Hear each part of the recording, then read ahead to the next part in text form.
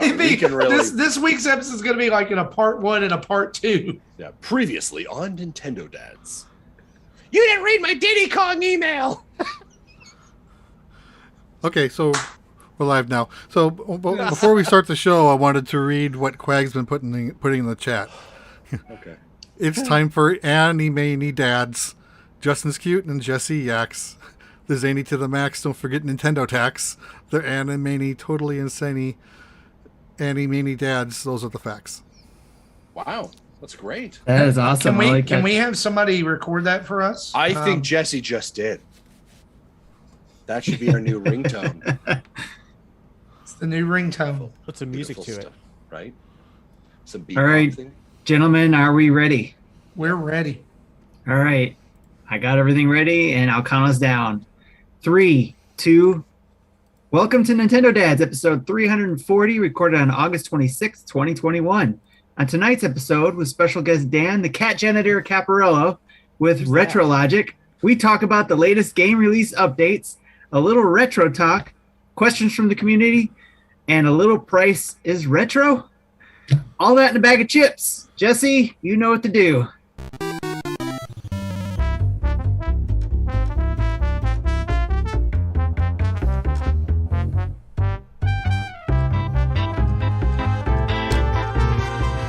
Hey, what's up, everybody? You are listening to episode 340 of the Nintendo Dads, and as Tim said, it's August 26, 2021. I'm Marty, and tonight I am joined by a cast of fantastic, fabulous gamers, both old and new and retro and whatever the word for now is.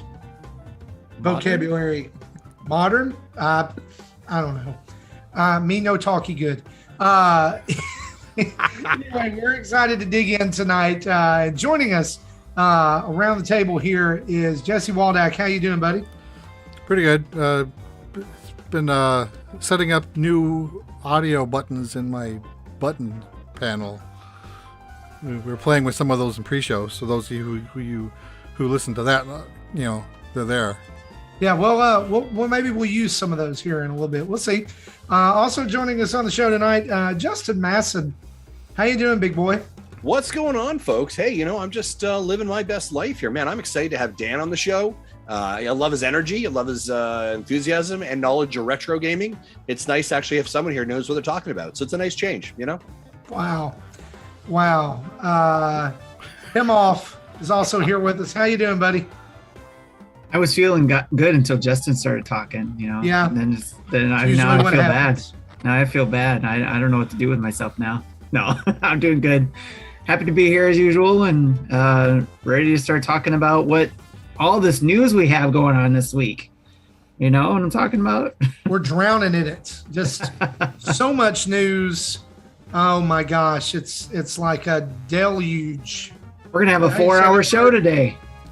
Do it. Everybody's ready, right? Yeah. So speaking of 4-hour show, we're being joined this week by our guest, Dan Caporello from Retro Logic. Not just a podcast, it's also a store, and where you can go and find clean, high quality tested retro games, accessories, and consoles. How you doing, Dan? I'm doing great, guys. The only way I get on this show is starting podcasts. So that's just what we'll have to keep doing.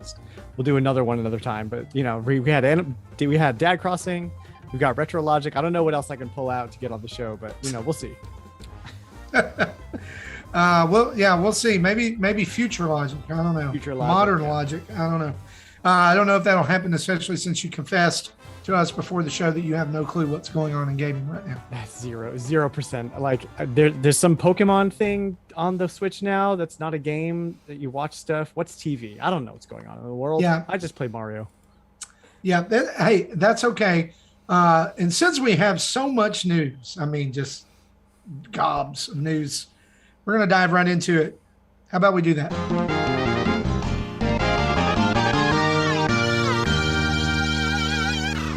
Our news is brought to us. We have a new singular. A what? Oh, a new. Yeah, we there's not really any news, so it's just new. Not the plural. We have new. Right. But our new, well, then let's just say it right. Then our new this week is brought to you by you guys over at patreon.com/Nintendo Dads, where for as little as $1 a month, you can sign up and be part of a fantastic community, just like Dan, just like Tim, just like Justin and Jesse and me and so many more. And we want to say a huge thanks this week to Derek Summerall, who just did a year-long pledge there. Thanks so much, Derek. We appreciate you very, very much. And if you sign up by next week, you get your name on the show as well. And you can send messages to our Patreon inbox that never get read. Isn't that right, Dan? From personal experience, you know. Yeah, he shamed us before we went on the air today. And pre-show this week also is in the golden. pre-show. It's also in the pre-show. You can if for $10 a month, you can hear that shaming. Solid gold, worth every penny. It was. So we want to thank our patrons for helping us create great Nintendo Dads content and make the world a better place. Hey, little news item here before we get into actual Nintendo news. I just want to say this evening I had a fantastic night out with my family, and I got to eat flaming hot Cheetos ice cream. I saw this on social media, and the first thing I thought of was like, what the hell is wrong with your country? That's what's wrong with it. That is from the same. You're saying this from a country that said, let me stick a tap in a tree and drink what comes out. Yes, and it's maple syrup and it's goodness. We don't stick cheesies in ice cream, monsters. What? We don't stick what? What is it? A cheesy? What is that? A Cheeto. The hell's there's a cheesy and everyone a brand named world, cheesy. Everyone in the world. It's like Kleenex versus tissue. All right, whatever. You stuck a Cheeto. Yes, I did. Ice cream. Yes, we did, and it was fantastic. Let me tell you. So a lot of people look at this and they think, this is what they think, that tastes like cheesy cold ice cream, right? That is not what it tastes like at all. It was a sweet cream ice cream, all right? And so the majority of the flavor was very sweet, was almost like vanilla-ish. And then the Cheetos were in there, and they were either crushed up or whole, and they were mixed together. And so it had this, like, you know how sweet and savory works well together, like chocolate on the popcorn? It was kind of like that, but then there was also a little bit of heat at the end of the bite. Sounds like a mistake. It did not taste like cheese Dan. at all. I'm glad we can see on the same page. It sounds like what happened was like mom dropped her ice cream on the floor that had the kids' flaming hot Cheetos on it, and they were like, the kids started eating it, and that's what inspired I will tell you this. I will Right. report whether or not it was a mistake in 12 hours. Live from my toilet. Oh my God, it hurts so much. Live stream. Y'all laugh, but that's actually been moments in my life that's happened. Not the live stream, just the toilet regret. But anyway, let's move on. You can get that. By the way, if you want to get that, that's some people ask, like, where do you find this delicacy? At Marble in Slab. hell? At Marble Slab. Marble Slab? You have a Marble Slab, or there's a place here that's a chain, but I think Marble Slab bought them. It's called Maggie Moo's. Okay. So we have a marble slab. We have a marble slab here. I doubt that is on the menu. Go get some. No, I promise you it is. We have a freezing moo. Is that where they have the cold plate and they just freeze it right there? Well, no. This is like it's a cold slab, and they put it on there, and they like mash the ice cream until it gets kind of soft. Same thing. That's the same thing. So Cold Stone. Anyway, yeah, Cold Stone. They have it's kind of like that. But anyway, wait. Is this the first episode of Snack Dads? Am I on the wrong podcast? You maybe, or am I on the right podcast? Yeah, maybe you're on the right podcast. Let's talk a few game release updates in our new Pokemon TV. The service was added to Nintendo Switch this week, which means yes, you can watch on-demand Pokemon before you watch real actual shows that people actually like on Netflix. It is free to download and it's ad-free. And account creation isn't required, but you can if you create an account, it helps customize it. They actually have sections for kids. They have clips and things that are a little here's the thing, why on the Pokemon TV channel, why is there a section for kids? It's all for kids, right? Was there a section for adults? Because the adult Pokemon channel. Yeah, that's a different app called Twitter. That's called Dads After Dark. Yeah. But But Jesse, I'm sure you have this on your Switch. I do not. I actually don't really watch the anime. I haven't in probably 6 or 7 years. And yeah, I haven't watched any of the movies recently, so I really have no interest in this. This has been on mobile for probably 3 or 4 years. So the experience has been out there for those who wanted it, but now it's available on Switch. There you go. So if you want streaming Pokemon on your Switch, then you can go download this right now for free. Surprise! Surprise! Yep. No warning. It's good. Yeah. Just released. released. A couple other game release updates. Physical versions of Sonic Colors Ultimate have been delayed with no announced date in Europe, Middle East, and Africa regions. Digital versions will still be available to purchase as planned. What is why? What? Hold on, the physical versions were only delayed in those countries? Yeah, it's a problem with the shipping, I guess, to those regions. I don't understand why. They didn't explain why. They just said it was, a logistical, physical, something in the logistics department that was the cause for the shipping. delay. Shipping is really a nightmare right now. I don't know if you do a lot of shipping. Yeah, I saw a tweet earlier today saying the price for a crate on a barge a year ago was under $4,000, and the same shipping of the same crate now is like $18,000. Yeah. Light news week, huh, guys? Dan, you're a fella who ships a lot of stuff, I would assume, from your store potentially. Yes. What's the challenge like that you're experiencing? Well, although I do have lots of experience shipping huge crates of stuff overseas, I'm not at liberty to talk about it. Yeah, well, what I will say, that happens, what I will say is that there are shipping delays in general, even at the post office, because of employees not being there, less people to move the shipments along, political stuff. Well, yeah, I was going to say the U.S. Postmaster crapped everything up right last year. We don't have to get into politics here on Nintendo Dads, but I'm just saying it's a thing. And so I haven't seen any significant delays. Rarely have I, but yeah, hasn't really affected me very much. Yeah, I've got a friend who works for Caterpillar, and they said that this was probably about a month ago, that they were doing international shipping for $1,000, when they did it about 2 years ago, and now it's 10,000. That it's it's gone up 100%, and that I'm got a couple of board game Kickstarters. 1,000%. They've already it was 1,000%. That's right. I don't do no math good either. Who's ordering caterpillars? No, it's like not Caterpillar. It's the bulldozers, like the. No, I don't know what that is. That's fine. Work machines. Just keep going. A brand. Anyway, a couple of board game Kickstarters. They form Devastator, right? Yeah. 6 of them come together and they form Devastator. I love all these things right now. The G2 version, not the G1, because G2 was yellow. But anyway, they've already prepared us. They're like, look, we know that we promised delivery, and everything's made. Like everything's just sitting, waiting on an available spot on a ship for the container to go in. That's what we're waiting on. Bonkers. Yeah, it's pretty crazy. And so just a reminder that Sonic Colors Ultimate releases on the 7th, or if you do the pre-order, you can get it on the 4th and get 4 days of exclusivity. Speaking also of another Sega game, Super Monkey Ball Banana Mania paid DLC was announced. Yes. And this is bonkers, because this to me shows that really this is like Smash at this point. Anybody can be in the ball. Let's do it. Well, anyone as long as they're associated with Sega. Yep. Mario's going to end up in the ball. I'm calling it. Yeah. Mario could end up in the ball. It's going to be Mario. It's going to be like Mario Pinball.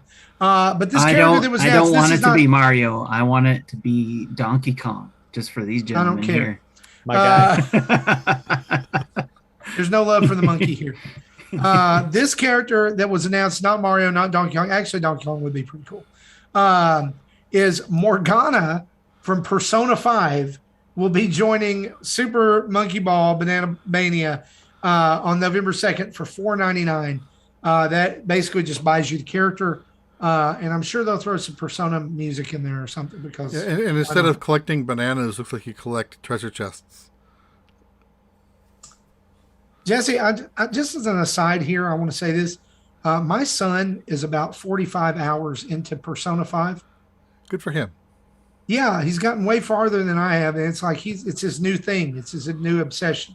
He freaked out when he heard about this. He was like, "Oh God!" It's a cat. Okay. Couple other games we want to update you on. These are a little disappointing. Teenage Mutant Ninja Turtles: Shredder's Revenge has been delayed to 2022, but that is so they could also put in extra characters. April O'Neil now announced as a playable character. What the crap? I mean, like, why? Because it's She awesome. fights- It's cool. She It's fights with a fine. She fights with a microphone in the hand, and one of her moves is a mic drop. Yep. Yep. Also interesting, and we can link this in the chat if people are wanting this. There's a video from Chaos Productions Incorporated that's out that compares the trailer footage of April O'Neil doing the moves with all of the moves. Basically, all of her moves are lifted from Street Fighter fighting games. Lifted from Chun-Li, lifted from Armika. The video is called "You Thought We Wouldn't Notice." Yes, it is already in the chat. Thank you, Jesse. Well, why wouldn't they just do that on purpose? Aren't they like homage to female Street Fighter well, that's characters? totally what it is. It's an homage, but I mean, like, even down to like the animations, it's Yeah, like frame count animations. yeah, it's pretty neat. Spot on. And yeah, Quag in the chat said this. He said there's a big empty space on the left side of the logo, and it has to be Casey Jones. Like that has to be a drop. It has that to they're be Casey releasing. Jones. Or could it be Splinter? Or I'd rather maybe have it's- Usungi. Or they're You know, going to just keep adding. Can I more tell you who characters. I would rather have? Or- Totally underappreciated character in the Turtle universe that we've never gotten to play as before. Mecha Turtle. Let's go. Yeah. Or My vote is Usagi Yojimbo. or That's it's a good Super one. Mario 2 skin to show up in Super Mario Maker 2 finally. That ain't Now, happening. that's a stretch. No. Jesse, Uh, are you talking about Metalhead? Metalhead. That's who I'm talking about. Yeah, Marty. That said- Dan Marty is mentioned- pulling out of a box right now. Wait, where's my There- Metalhead? Okay, I had one. I'm sorry, I don't have it with me now. I don't used know to have where that it toy too. It was very cool. went. There's a little. His eyes light up. Can I tell you, one of the things I always hated about Ninja Turtle toys back in the day, and this is totally on brand since we're talking retro, is that Oh, here he is. why did they sculpt these toys to stand on their tiptoes? And then if you You know what I'm talking about? Like there's only one way that you can pose a Ninja Turtles action figure, and it's stand No, up. you know what's impossible is posing Shredder. Yes, he can't stand up. His knees are all bent. What is he doing? Yoga? I don't know. I would I just did like think to this- say that we have a channel for each and every one of these discussions we're having today. Like, for look at this guy. we have a Yeah, channel there he for is. Look, food. thank you We for have a getting channel his for legs. toys. How is he supposed We to have stand all like these this? channels in our Discord. It's like he is inviting the turtles to just come and kick him in the crotch repeatedly until he submits. Please don't kick me in the crotch. This is a Rubberhead too. This is a good one. That is a good one. I had the original Rubberhead turtles. I remember those. But anyway, you can go check this trailer out. There's a lot of other cool little Easter eggs and things in there that you can check out. Hembo Johnny in the chat calls out that is not the hold Shredder back up again. You got him. Hold on, wait, hold on. Oh no! Wow. All right, I got him. No, we're good. All right, We're hold good. him up again. That's pooping Shredder. Yeah, That is dropping a giant poop shredder. This is That after you eat hot Cheetos ice cream shredder. it's Flamin' Cheeto action shredder. Flamin' Cheeto ice cream action He's shredder. got to flex his abs to wonderful. push it out. Yeah, that's Yeah. why that's why he's so toned. I So just he's got a saved that good screen core. grab. I can use that for a Right? title card. So this is coming out. I'm calling this early 2022. It looks pretty done. If you go and look at the trailer, I mean, like don't show off a whole ton of levels or locations, but it looks beautiful. I love this game. I can't wait. And honestly, Dan, you said something earlier. You said you would wait. How long did you say you would wait? Well, it's for done. Perfection. I don't care. Done. Listen, we haven't had a Turtles beat 'em up since the 90s, so it's fine. You can wait another year so that it's perfect. Can I say something that may be blasphemous in some way? I thought Dotemo's doing this, right? I thought Streets of Rage 4 was gorgeous and the music was awful. I also thought it controlled like sloth poop. It's not fun to play. That's very descriptive. It's slow. It's so bad, and I hope that I hope this game doesn't feel like that. There were parts of it where it just felt like. At least it looks snappy from the trailer, presumably with local multiplayer. Turtles didn't, the online like the old Turtles games, especially Turtles in Time, did not feel slow. Felt awesome. Yeah, what is Shredder doing with his hands? Is he on the phone? Craig, Hi, Barbara, how was your day? I'm just pooping. Like what? Krang, I'm going to need you to send more soldiers. I'm incapacitated on the toilet. And this arm's just like out. He's gesticulating. He looks like a rave. He looks like a rave DJ. He's got his headphones and he's going. Right? That kid has had way too much. That kid has popped a little bit of ecstasy.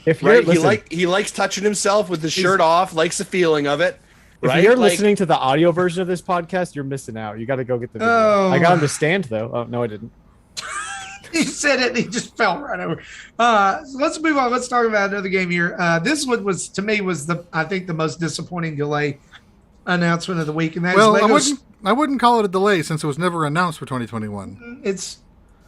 I thought it was. I thought it said at least in my notes it was TBD. Maybe we originally heard about it in E3 2019. If I will say this, if it's in Jesse's notes, it's probably right. So I'm probably wrong. Lego Star Wars: The Skywalker Saga delayed again to spring 2022. It looks really good. Like every game is rebuilt from the ground up. It looks like it's open world, open exploration. Like you can go to different star systems, different planets. It looks fantastic. They've added in all the sound clips from the movies.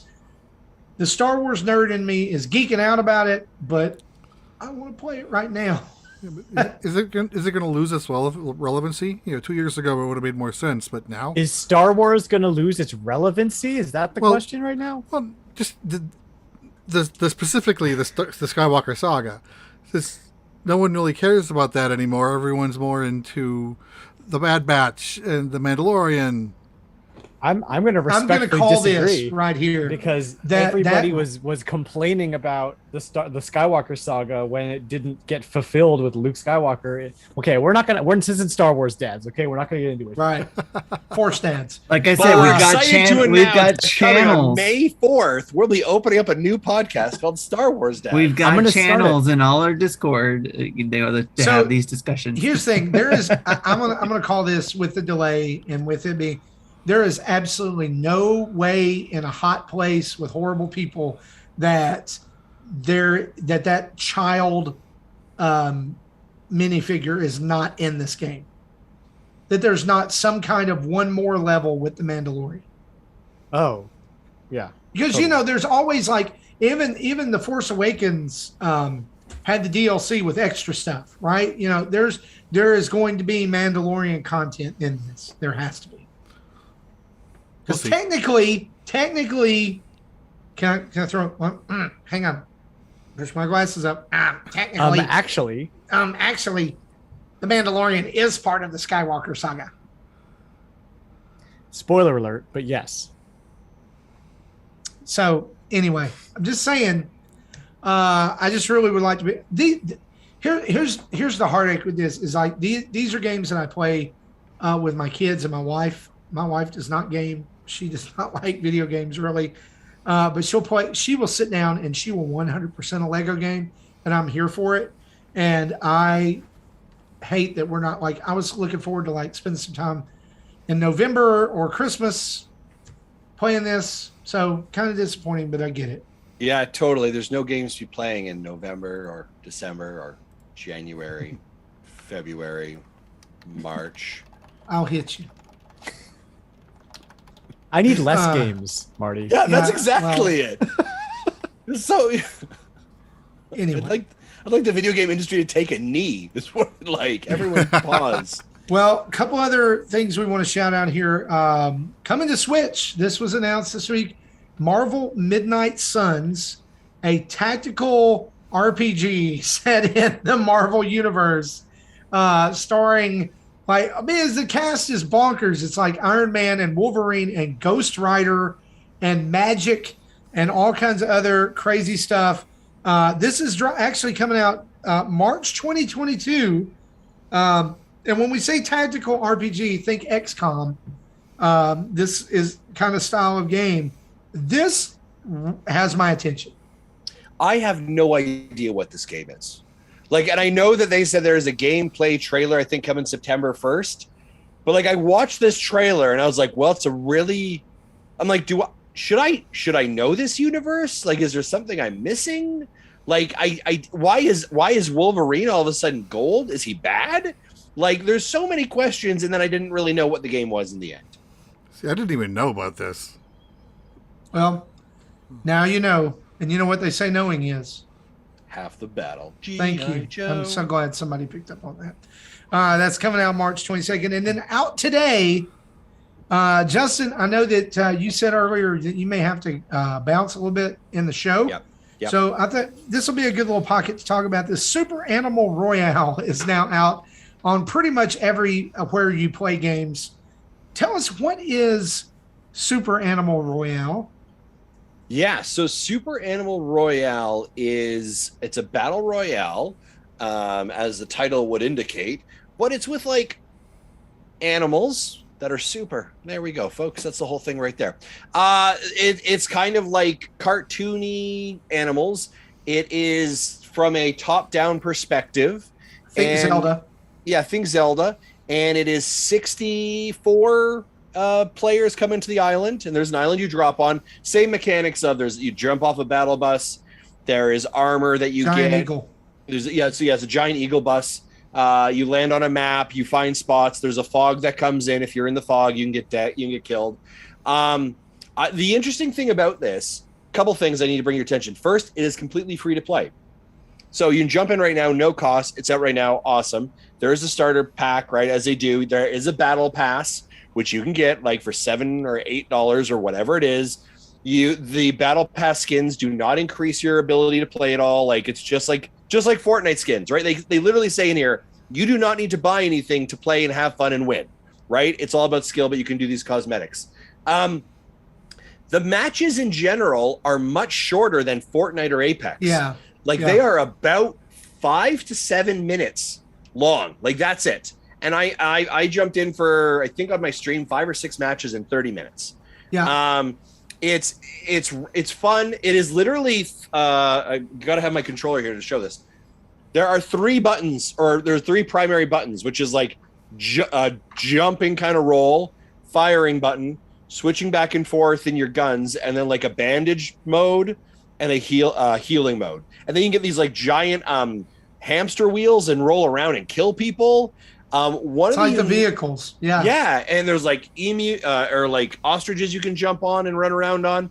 One of the things that I find really interesting about it, that I kind of, this has been in beta or kind of soft launched for a while. This is their first actual, I think we're beginning the season, but you can actually go in, and so you can buy your current battle pass, but there's a spot right below it which says archived battle passes. So you could buy another season's battle pass at the same time as you're currently doing your battle pass to get previous skins and things that you want, emotes, whatever it is, which I thought was super cool. It has solo mode, duo mode, battle royale. I think trios is in there. They're apparently going to be going cross-platform very soon in their next update.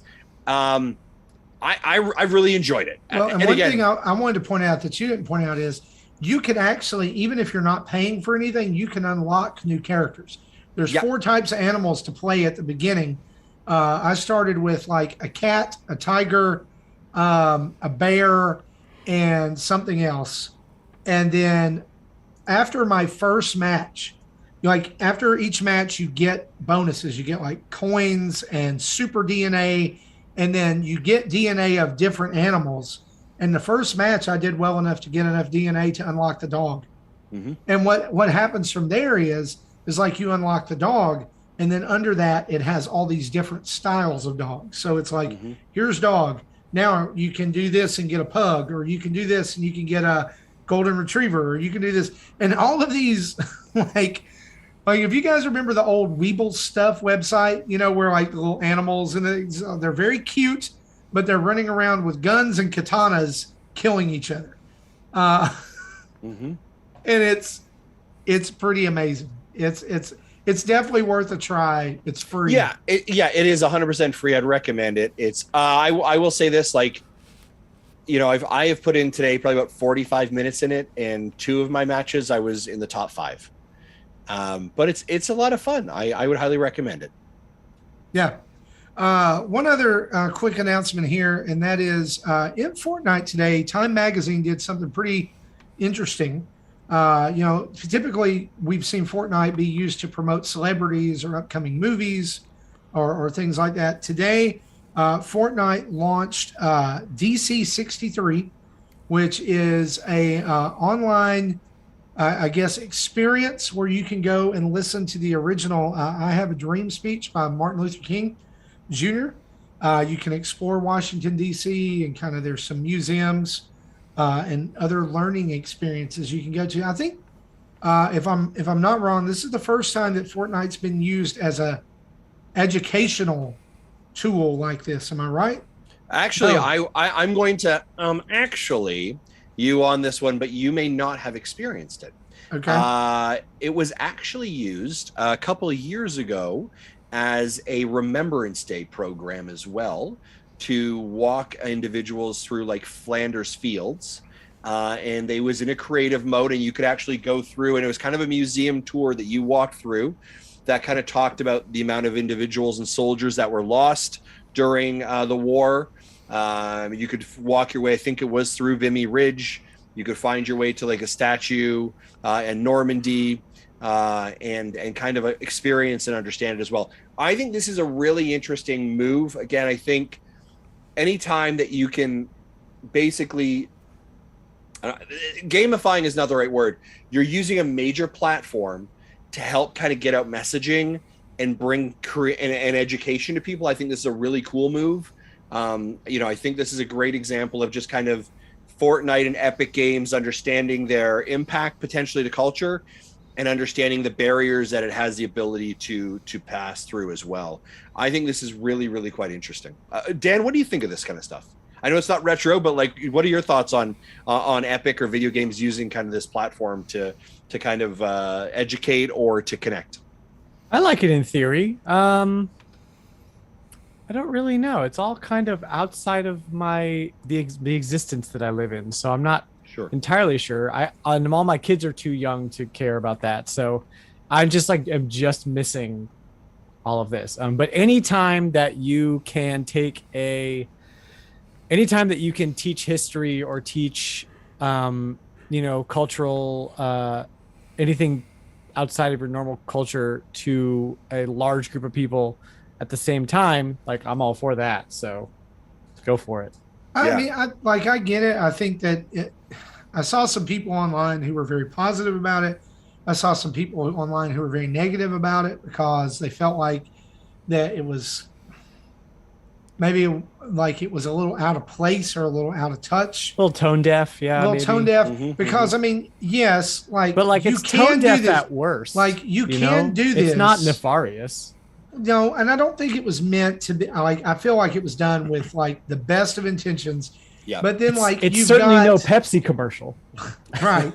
You've got 13-year-olds interacting with the "I Have a Dream" speech, doing the the hype dance in their fedora Joker outfit, saying "sure," like how much are they really learning? Well, here's my question. I did some additional research here. So I was correct. In 2019, the Royal Canadian Legion used Fortnite to teach young people about Remembrance Day on November 11th, 2019. This article is I'm pulling from a cbc.ca. When you were going through it, your emotes were gone. Like they stripped down all of those things. They did not on this. They didn't? Okay. Because I was like, they have the ability to take away certain things. And like the only thing that you could really do is walk through and experience these things. So I think it all depends on, I think, does it lose some of its context? Right. Hey, I just want to throw this out here. Gaming Dad in the chat. What's up, Gaming Dad? Throwing out videos each and every, help me out here, Tim, each and every day over on He does the YouTube. News every Monday night at 9 o'clock. Every Monday night, Gaming Dad. We had him on the show a couple of months back. Super cool guy. You should go check him out over there. And also the Snack Network has invaded the chat as well. I guess they heard about the Flamin' Hot Cheetos ice cream. Oh, yeah. Dave's been DMing me and seeing if I want to start doing a cross-border snackathon. That's how we do here. You know what I'm saying? That's how we do. I mean, that's cool. I mean, nobody else really wants to eat Canadian snacks. No, they don't. Moving on. Next news item. I want to eat poutine. Wait, can I say one more thing? Yeah, absolutely, Dan. Okay, so there has been a push lately in my state to remove a lot of what's the phrase? Politically charged statues. No, symbols? no. Like I don't want to get too political, but the other thing. You can just call it CRT. CRT. That's what it is. Yeah, to What's- remove CRT from schools, which is like. I'm You know not what we're talking about, personally- Justin? No, what's Critical CRT? race theory. Right, Oh, that's what it is. oh, That's the word. okay, I'm got sorry, it. I couldn't think of it. So there's been a push in my state to remove critical race theory from schools. You can think what you want about that. I'm personally against it. But this is like any time that you can sort of remind people that this exists, I think is a net positive. Even if it does come off tone deaf, it's not nefarious. So is Fortnite going to make money off of it? Probably, but that's just capitalism. So Here's the thing: is it where it treads into nefarious is getting to the end of it, and all of a sudden you get presented with a screen. Hey, you can buy a Martin Luther King Jr. Skin or banner for $2, or whatever that. And I don't think they're doing that. They're not doing that. No. And that's even not what people are going to buy things because they're on Fortnite. Yeah. That's just how it is, I mean, here's the thing. It's publicity for them, which what is you just fine. said, Dan, is I think is important. We were talking to my son about this just tonight. Totally kind of in the same lane, but different example. He was, just cracking on his sister, like, look, why do you watch that movie? That's so stupid. Nobody likes that. And I turned around and I was like, she likes it. Just because your experience is not her experience doesn't invalidate her experience. And I think that's one of the most important things we can learn about life, right? Not to get too philosophical, is just because not just because I didn't grow up that way or just because I didn't have that experience doesn't mean it's not valid. And so I think this is cool. I think it's shining a light on something. And if they make it a habit and they're like using it to drive revenue or drive people to the platform, then it gets a little nefarious, gets a little slimy. But otherwise, why can't we just have things? Like just let people do things. Just let people. Why be can't we nice. have things and do things? That's a good word. Right. No, everybody, because everybody's going to hate everything. Because then it'll turn Jesse, into this is why we can't have nice things. Right. Jesse, do you mind if we move this Pokemon Go stuff down to your PokéMinute? I think it fits a little bit better. Sure. There. With that being said, we're going to take a break and hear from our sponsor, Manscaped. You're muted. This always happens. Frick. Ladies and gentlemen, today's sponsorship of Nintendo Dads is brought to you by Manscaped. So if your friends, so our friends over at Manscaped have cleared you for takeoff with their 4th generation brand new Lawnmower 4.0. Kick your pubes to the next planet with the Performance Package 4.0. The orbits in your pants will feel like you're in 0G gravity when you use the best tools for the job from the leader in men's grooming. Join the 2 million men worldwide who trust Manscaped and get your rocket ready for takeoff by going to manscaped.com for 20% off and free shipping. Use the code NINDADS at checkout. That's NINDADS at checkout, manscaped.com. Ladies and gentlemen, continually talk about the support from Manscaped. And I got to tell you, Marty, how are you liking the ear trimmer, the weed whacker? It is, I was going to say it whacked the weeds, but sure. I mean, yeah, it did. My ears and my nose are luxuriously hair-free. Yeah, absolutely. Tim, how are you liking some of the other lotions and body products they've sent along? Creams and lotions. I've actually, it's not lasting a lot longer than I thought it would because of the size of the bottle that they send. Yep. And it's actually like what you recommended, using that, what do you call those things? The puffy things. And then you squirt some soap in it and it lasts a little bit longer. So yeah, their soap smells really nice. And it cleans, because have you ever bought some of the off the shelf soap and it's like really, really like strong smelling? Like yep. It's okay that it smells strong, but it doesn't feel like you're clean. So I've had those instances, but this is actually feels like you're actually washing yourself with it, and it smells not overpowering. It's actually a good scent to it. And I also have the weed whacker, and it's done its job. So yeah, absolutely. And I would be remiss of it to not say, like, as we were coming through swimsuit season, right? Of course, we talk about using the Lawnmower 4.0 for below the belt grooming, but of course it is water resistant as well. So you can be in the shower and you can be trimming off, let's say, the chest hair, the shoulder hair, the arm hair, whatever you got. And so it can do its job effectively. And of course, again, if you're in swimsuit season, like we're turning to the end of it now, it's nice to kind of feel a bit more confident, right? Like you go swimming, I'm a hairy guy, I like to not be looked at kind of funny. So using my Lawnmower 4.0 to take care of the body hair. So I greatly appreciate it. So of course that code then again, folks, is NINDADS, NINDADS. And you can use that manscaped.com for 20% off and free shipping. Big thanks to Manscaped for their support. Back to you, Jesse. Awesome. Let's hit up some rumors, shall we? Do it.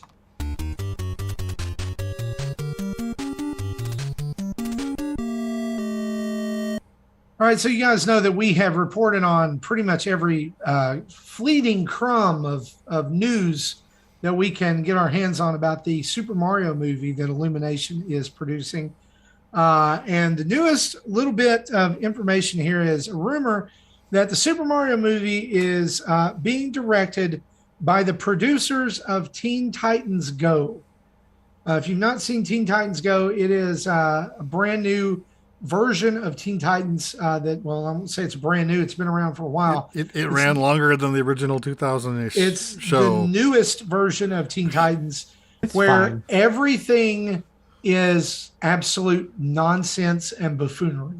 That's how cartoons are these days. They've taken waffles. If you turn on Cartoon Network at any time, it's just characters on screen screaming for no reason. Or saying waffles over and over. I mean, literally, we used to laugh about like Spike TV and all those channels like playing cops 75% of the time. That's Teen Titans Go on Cartoon Network now. It's just always on. That or Gumball, which I hate both of them. I love Gumball. Oh my God. Shush you. Listen, it's not as bad as regular show. That was garbage too. Gumball jam. Anyway, cartoon thoughts and opinions on this. What do you think if this is true? What does this mean for the Mario movie? Do you even is there hope that if they are attached that it doesn't just turn into 2 hours of Mario running around being chased by Bowser screaming? Well, I think just because it's directed by the producers of the show doesn't mean that the writers are the same. So I think it's, the director gives what the writers did a push, but I think it's I don't think it'll be as bad as Teen Titans Go, at least I agree with Marty. I don't like the show. I didn't like that show. There are some. I will say this: there are some funny moments. Ninfrendo in the chat has just dropped one of them referencing sour grapes. If you've not seen the sour grapes clip from Teen Titans Go, it's pretty good.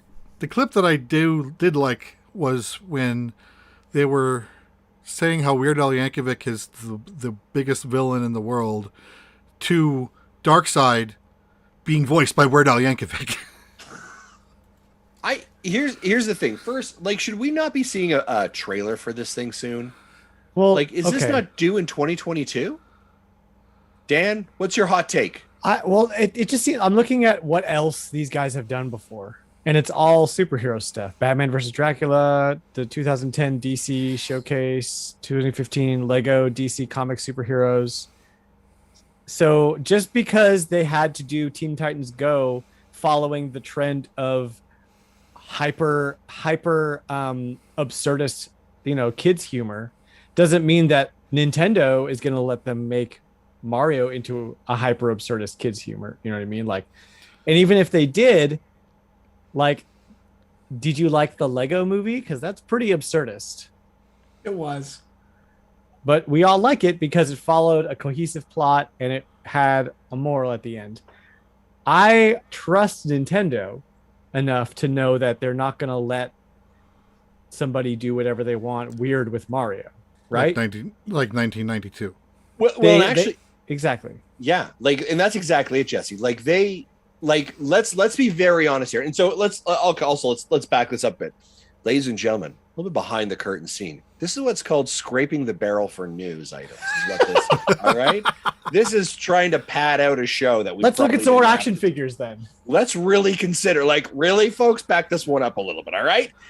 Nintendo took nearly 30 years to allow anyone the ability to do a movie about their primary video game characters after the dumpster fire that occurred in the 90s. So if you think for 1 second Nintendo is going to just say, well, sure, here's the script, here's the stuff, we have no creative control or belief or input, go ahead, you're 100% wrong. This is not going to be Mario and Luigi running around like Teen Titan Go garbage. All right. I do have to say that there are my son loves Teen Titans Go, and it does annoy me a lot of times just because of the constant loud nonsense on it. But they do have some pretty brilliant moments. Just as an aside for Transformers fans that are listening to this, they did this whole 80s retro thing, The Night Begins to Shine, where basically Cyborg transformed into a truck. And they also had a dragon who was red, who was the villain, who was voiced by David Kaye, who voiced Beast Megatron in Beast Wars, who was a red dragon. Yes.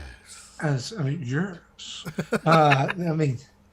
That was there are some cool things. And there also is an entire show where they basically make fun of the entirety of the writer's room of the show for ruining the show and not having any good ideas.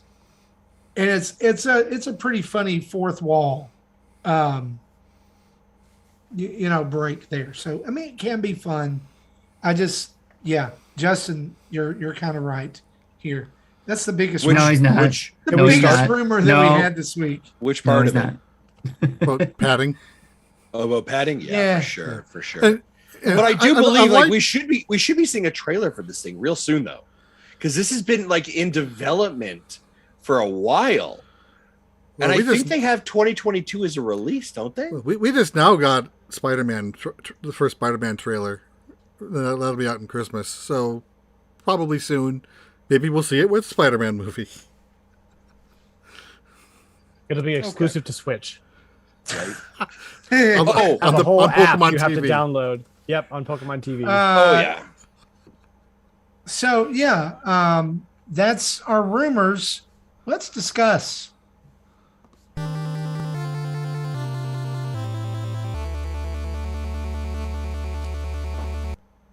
So this discussion topic I wanted to throw out here, this is kind of came out of something I tweeted about earlier today, and it actually got quite a bit of reaction. But I wanted to throw it out to you guys if you hadn't seen it, or just so we can talk about it.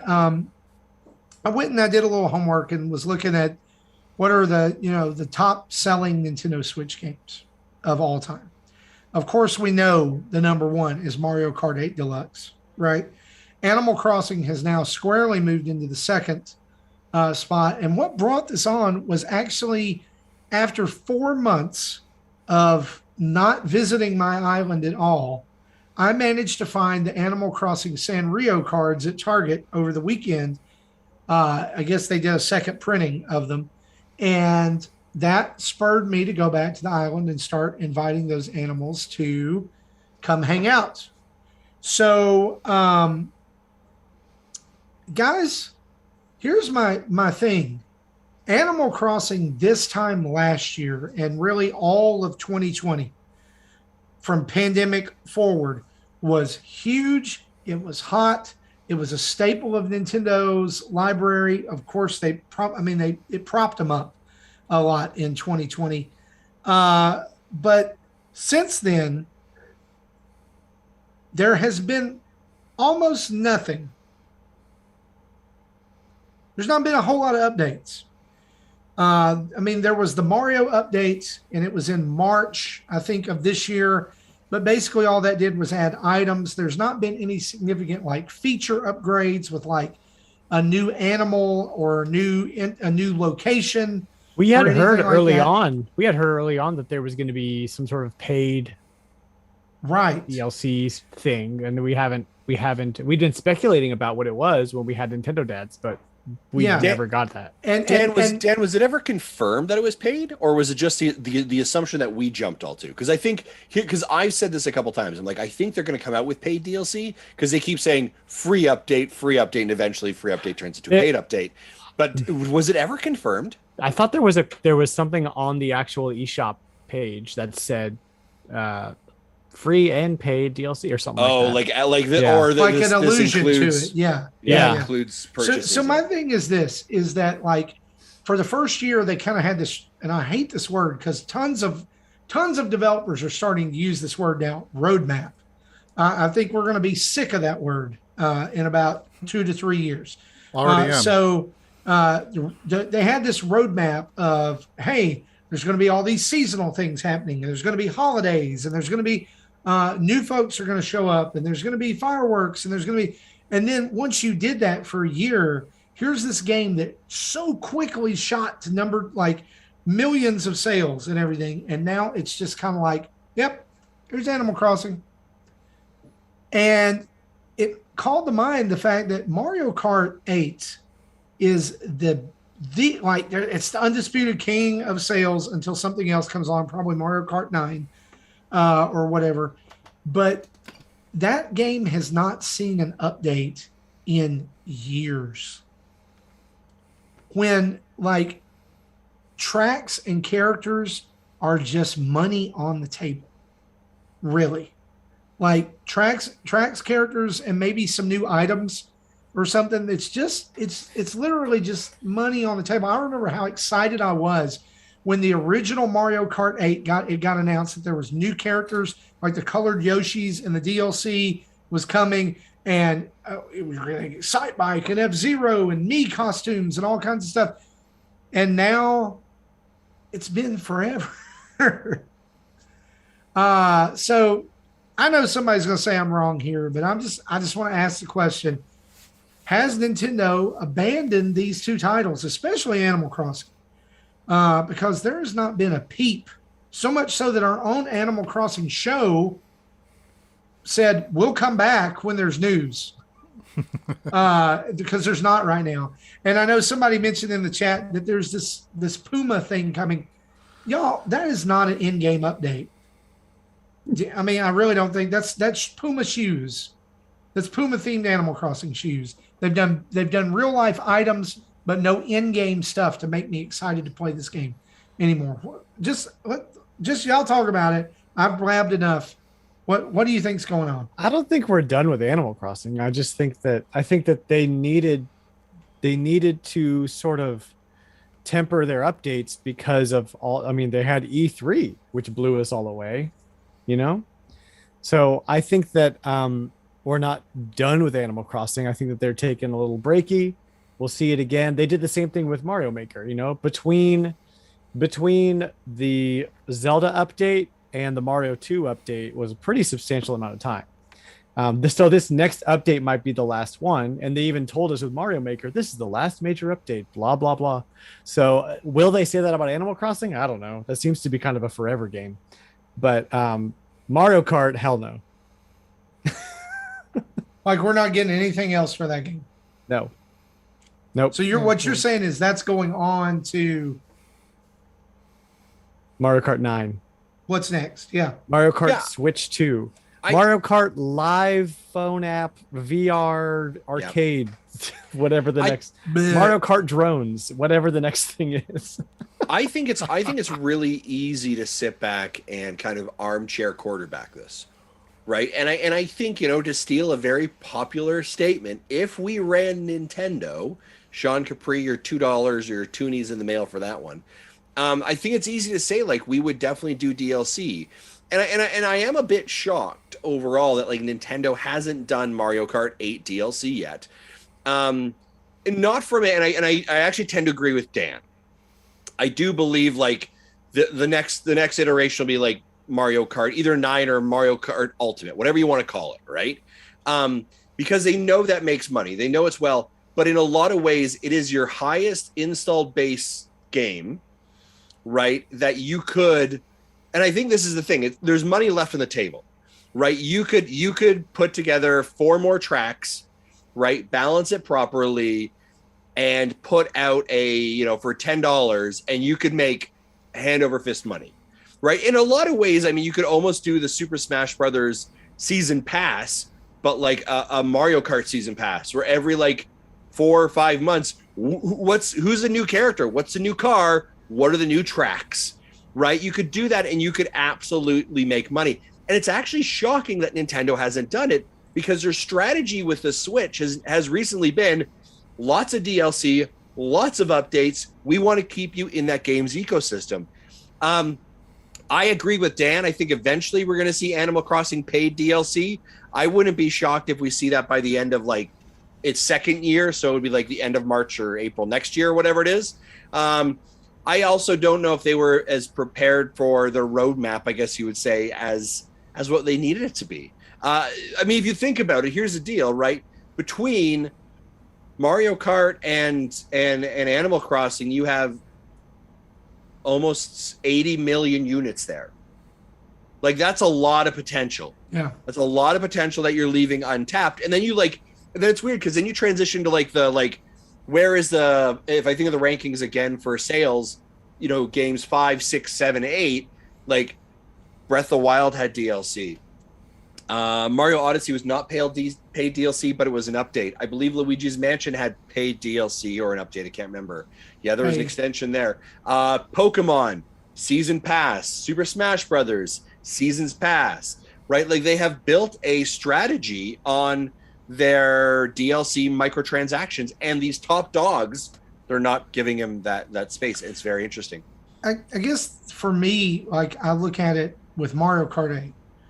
We've been racing on these tracks for 7 years. You could make your own tracks now. Yeah, I mean, like, I guess what I'm saying is Nintendo, I don't care if you never, like, as a fan of the game, I think that Mario Kart 8 is perfection of the formula. The control, sound, all of that, right? I would love an expanded character roster, and I would love more tracks. I just would like more variety to play. You look at, and I know these are different teams, but you look at the opposite end of the spectrum and you look at Smash. Look at how many stages are there. Look at how many characters are there. Look at customization options that are there.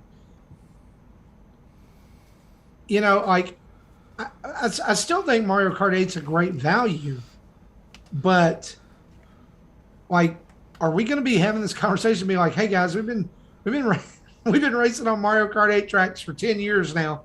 It's the 10th anniversary. Now we're remastering Mario Kart 8. We have this conversation every 6 months. I know. I know. Dan, what do you think? Why are we still talking about Mario Kart? I just like there's so many games, you guys. There's more games coming out this year than you could play in a lifetime. And we're complaining about Mario Kart tracks? Is this what has become of the Nintendo dads? Thank you, Dan. So one number that we aren't seeing. Where is Diddy Kong Racing 2? That's what I want to know. Yeah, one number that we I will don't buy have an Xbox for that crap. That we don't have access to, but Nintendo does, is, you know, they see how many people are still actually playing it. Yeah, Mario Kart 8 outsold Smash, but does that still mean that many more people are playing it? You know, or at least on, you know, there's the ratio of online versus local, etc. So they may have done the numbers to say, yeah, we could do DLC, and it'll cost N dollars to pay our developers to do that while they're not doing something else. And then is it worth it for what we think will be the revenue stream based on the current number of players? So you can, that calculus I'm sure was done at some point, but don't know what the result of that was. But only Nintendo knows. And honestly, I think like you can't give the same rollout strategy to every game. The rollout strategy for Splatoon is not going to work for Luigi's Mansion. And you know what I mean? And there's varying degrees of rollout strategies in between those two extremes. So Nintendo thinks or does have the data to be able to make those decisions per game based on what the expectations of the fan base and the non-fan base who just buy Nintendo games and don't listen to people on Twitter, what their expectations are of the game and what they want or will buy. Or maybe, or in typical Nintendo fashion, we don't even know what we want. They're just gonna make something, and it's exactly what we want. That's typically what they do. I think it's funny that we're talking about this, and I remembered something earlier on. Turned on my Switch, and this is one of the top news items on the Switch news right now. For those of you who are not watching, or who you can't see it, I'm holding up the Switch. It says, "Get up to speed on Mario Kart 8 Deluxe."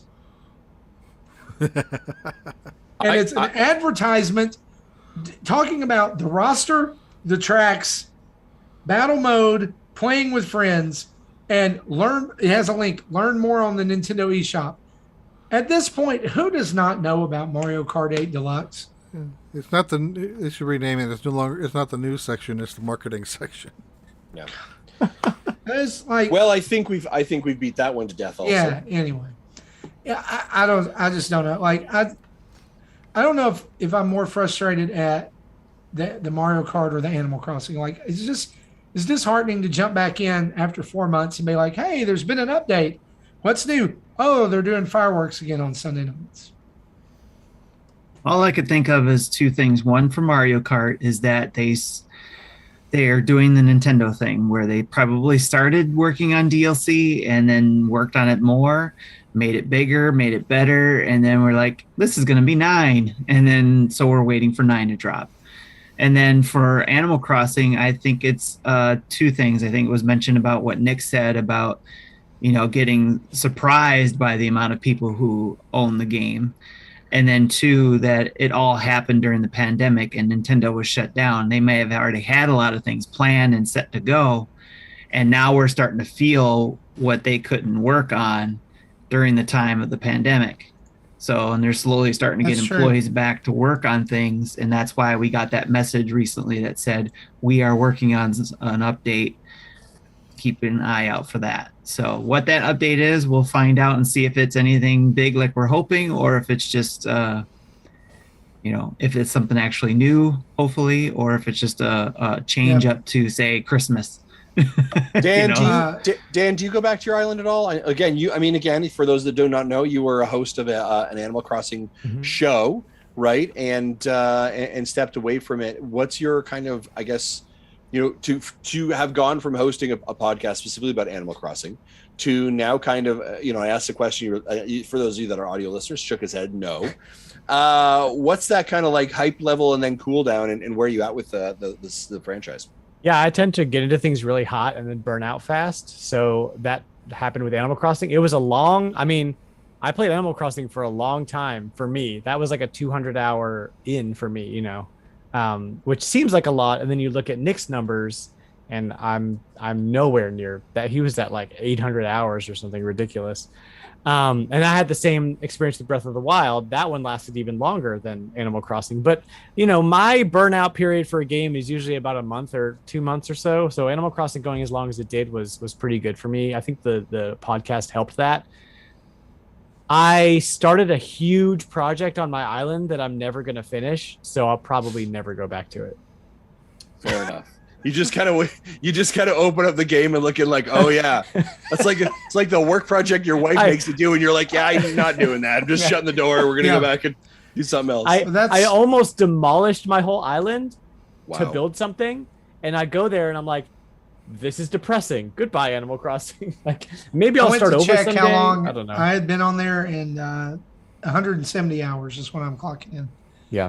And again, it's just like I've been crushing cockroaches for 2 or 3 days, going back in there because they just keep popping up. But I would like to. Is it because we want a reason to go back, and that's why we're a little upset about that because we're not getting that reason? Did you not feel like you spent enough? That the money you spent on the game was enough, or do you feel like that they didn't provide there's some something things, there's some things from older games that I would like to see come out, like characters that I feel like Brewster and stuff like that. Cap'n, things like that. I would love to see. I think there's some UI upgrades that are just they're no-brainers. Gotcha. Like having a health bar for tools and stuff like that. It's like it doesn't just break randomly. That we've talked about all this before. I will say, and this will all of a sudden be a bit of a beat in a moment here, so I apologize, but I will just be transparent, right, and real. I have had a very hard time going back to Animal Crossing since Bobby's passing, because I very much connect those two things: his passion, his energy for it, and his island and his love for it. I was sucked into that world because of him, right? And so for me, I find it very challenging to kind of go back to that place. Sorry, it's kind of a sad moment there to say that. No, like, I mean that for me was one of the reasons I was like, it was kind of a like cold turkey stop. No, I think there's anything wrong with that at all. I think like somebody said, I think we've beat that to death. So, I want to talk more to Dan. Let's talk to Dan about retro stuff. Well, that's why we're headed there, but you know what we got to do first? It's Jesse's PokéMinute. Oh, why? Oh, come on! It's time for Jesse's PokéMinute. Just do it and get it over with. New little bumper for that. This will be a quick one. So, family show. It's a family show. Earlier this week, Pokemon Go announced that their little task force they set up will still report their findings on September 1st as originally planned regarding what post-pandemic features to keep or not in the game.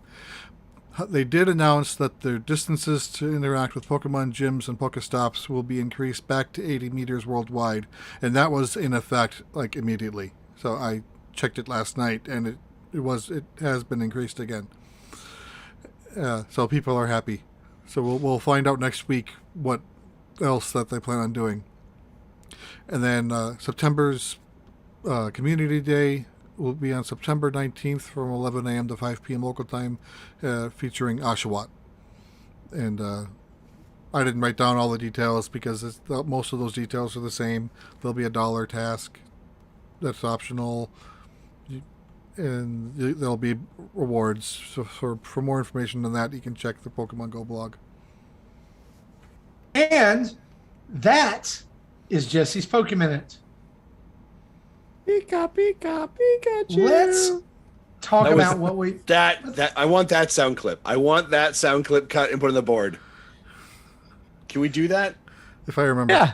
Hey, we can do that just like we can do this one. Oh, I'll remind you.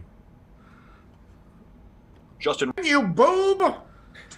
And with that, let's move on to what we've been playing, shall we? Hate you guys so much.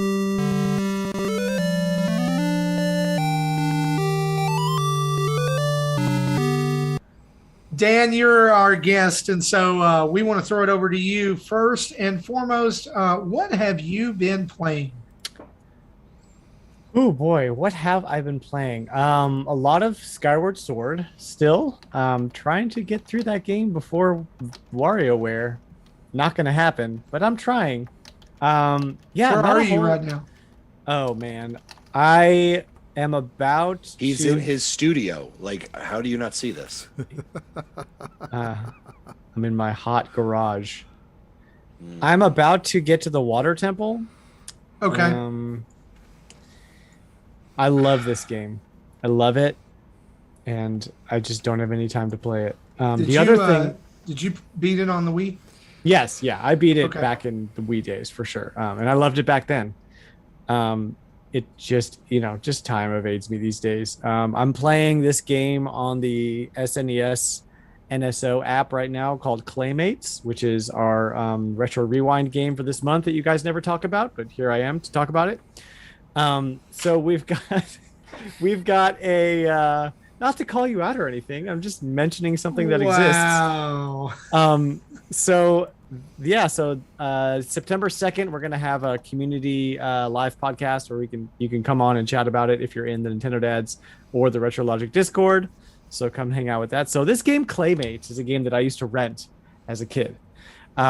It's got 5 characters. It's the same animation style as Clay Fighter, same developer actually. So if you remember Clay Fighter, same deal, but it's a platformer for kids, except it's very difficult. So it's not for kids; it's for adults to get angry at. That's what it is. And it's really, really good. I mean, it's a top-notch platformer for the Super Nintendo that nobody played. So if you want a good time, Claymates will do you right on your Switch. I rented this game Everybody on a rented sick it. day away from school and loved it as a kid, but could never find it in the stores. Really? I always wanted to buy it. Yeah. But can I tell you what Claymates being on the NSO app really gives me hope for is that Clay Fighter is coming. I think it is. I know It has Clay to. Fighter, like I've played it since like I was a kid, and I know Clay Fighter is garbage, but I just want it just for the nostalgia. Like I want those games. Yeah. Clay Fighter's excellent. Give me that. Give me Primal Rage.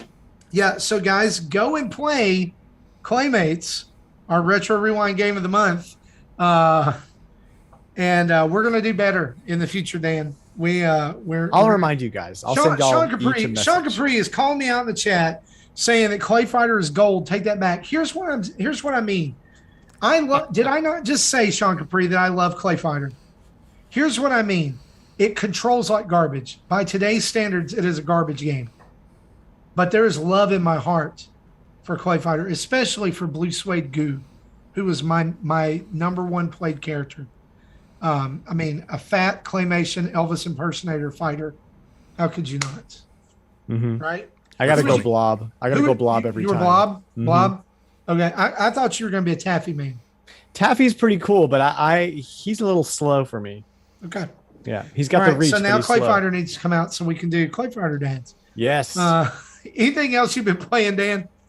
No, that's about just playing dad as a full-time freelance contractor. Kids are in school. Life is crazy. I heard the pay isn't well on that one. Yeah. And so let me ask you this question. I want to sit in this pocket a bit, and so this is going to be a little bit of a question period with Dan and his retro stuff. Wait, are we entering Justin's pocket right now? Yeah, we are entering my pocket. There's a lot of lint. There's a loony, maybe a toonie, and perhaps. But it's nice and smooth in here. Is I that know. from the manscaping? It 100% is, Right. and perhaps half-eaten Timbit. You're welcome. It's yours. Save it for later. With something like NSO, right, being out there and so accessible, how does that impact, or do you see that type of accessibility to digital archives or digital games like that impact the retro scene? Not at Right, all. If anything, it increases the value of the games, and it's because, I mean, emulation has been around for as long as the internet has been around. You know, so there's nothing stopping somebody from just downloading a ROM of whatever game they want to play. What happens though is when Nintendo says, "Hey, remember Claymates?" Now everybody who's ever played Claymates is like, "Oh, Claymates! I got to go buy Claymates now." You know, if they have any number of Super Nintendo games, if you're a collector, now that's a cartridge that you have to go and own because that's how collectors work. So, you know, supply goes down as people buy, demand goes up because Nintendo talks about it, the price goes up. Now that happens a very slight, like very slowly over time. But no, the digital library has almost no impact on the physical sale of retro games, except for very extenuating circumstances, like if suddenly, like with so Metroid Prime Trilogy, when that came out on Wii U, you saw a significant drop in the price of the Wii collector's edition, which was very expensive at the time. And it hasn't really recovered back to its original like high collector price. That's kind of a one-off. That's like an extenuating circumstance, but most unknown games, that's not really the case. Great. Yep. Interesting. I appreciate that. Sure. I have so many Thanks for questions asking. about retro video game collecting. So I'm excited when we can kind of have a real conversation. Well, hey, Justin, Yeah. while we're with you, Yeah. why In don't his you talk pocket. about what you've been playing? So since we're in your pocket. Since we're in my pocket, and why would I eat half of a Timbit, Sean Capri? If you have to ask that question, you're not Canadian. Okay. So I have been playing Spelunky 2. Spelunky 2. That came out today, actually, on the Nintendo Switch eShop. Got early access that. I am loving Spelunky 2. I am really bad at Spelunky 2, and I continue to die. And it is a very hard game. And I don't know if I just suck at it or it's really hard. But Justin, Probably I'm both. having the same experience with Spelunky 1. Yeah. And so I think that's just a hallmark of the series. But I will say I'm enjoying every moment of it. It's a ton of fun. It's Spelunky 2, and again, I know that Marty. And so, full transparency here, folks. Here's what happened: the developer sent us codes for Spelunky and Spelunky 2. Marty took the code for Spelunky. I took the code for Spelunky 2. Interestingly enough, when the game became available this morning, I bought Spelunky because I wanted to support the developer and all that kind of stuff and have both of them. But there's a lot of options in Spelunky 2.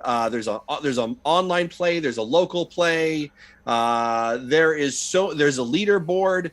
There's a great art style. I am absolutely adoring and loving playing Spelunky 2. So again, if you haven't played it before, every time you die, you go into the cave, you try and get through the cave, try and collect these gold and artifacts and get out. And every time the cave changes. It is a roguelike in that way. And there are upgrades that you can purchase and you go a little bit further and you go a little bit further. Everything is trying to kill you. Everything. So it's really learning and understanding and seeing the differences of, okay, oh, is that a spider? Oh, the spider is falling down.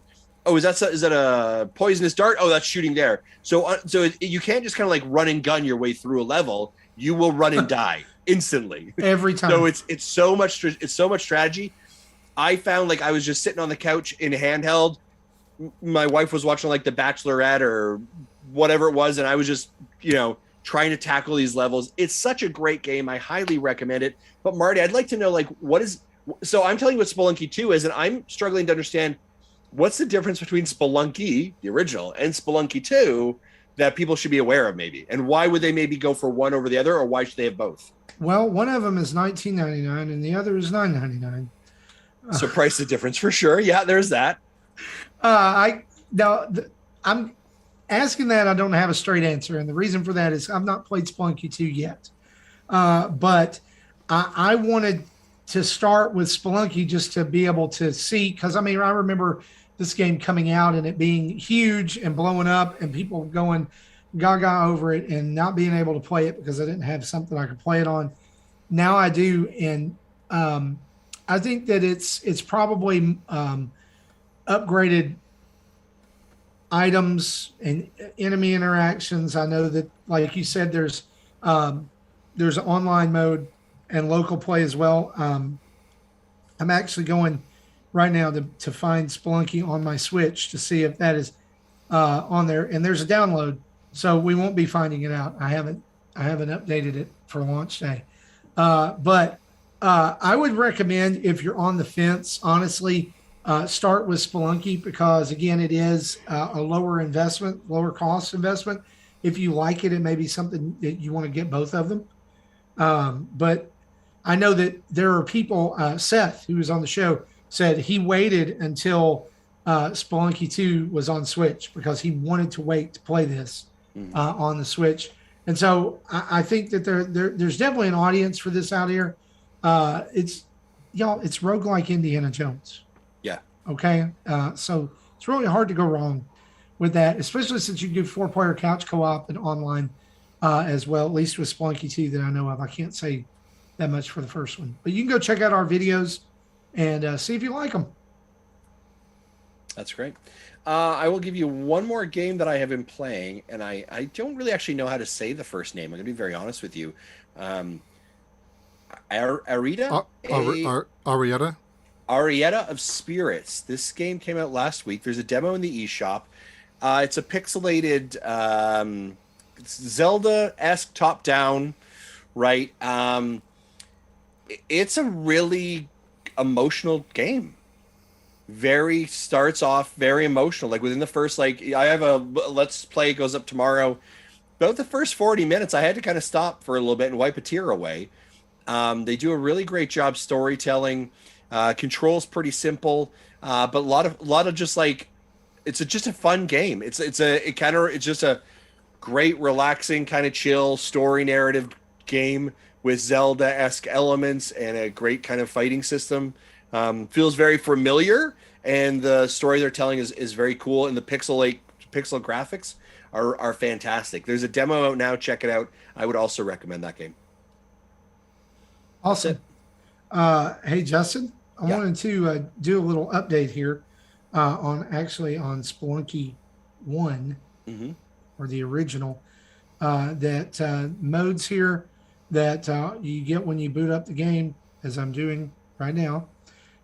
Just wanted to make sure that people, there is a wireless game as well that you can play with this. You can host or search for online games with that.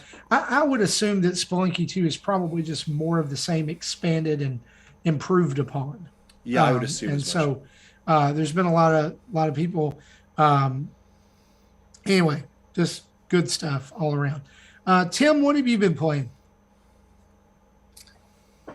With the limited time I have, I'm in the same boat as Dan here, but I've been able to squeeze in some time here and there. I've been able to play some more of 12 minutes on the Xbox, of course, the cloud, because it's not on Switch yet. I don't know. I think they said it was supposed to come to Switch, but it's there first. But I've been playing that. I got stuck in a spot, but now I know what to do and just have to find the time to be able to do the thing I learned. And I don't want, again, it's very hard to talk about the game because you don't want to spoil anything. But if you like point and click story-based games, and also keep in mind, it is something where you have to replay a lot of things over and over again. If you like those kind of things or don't mind those kind of things, this is a really good game, especially with the voice acting, the voiceover on it done by Daisy Ridley and McAvoy, I think was the other one. And what was that third guy? Dafoe. William Dafoe. Dafoe, yes, thanks. Ooh, yeah, so it was he's the one that I recognize. Yeah.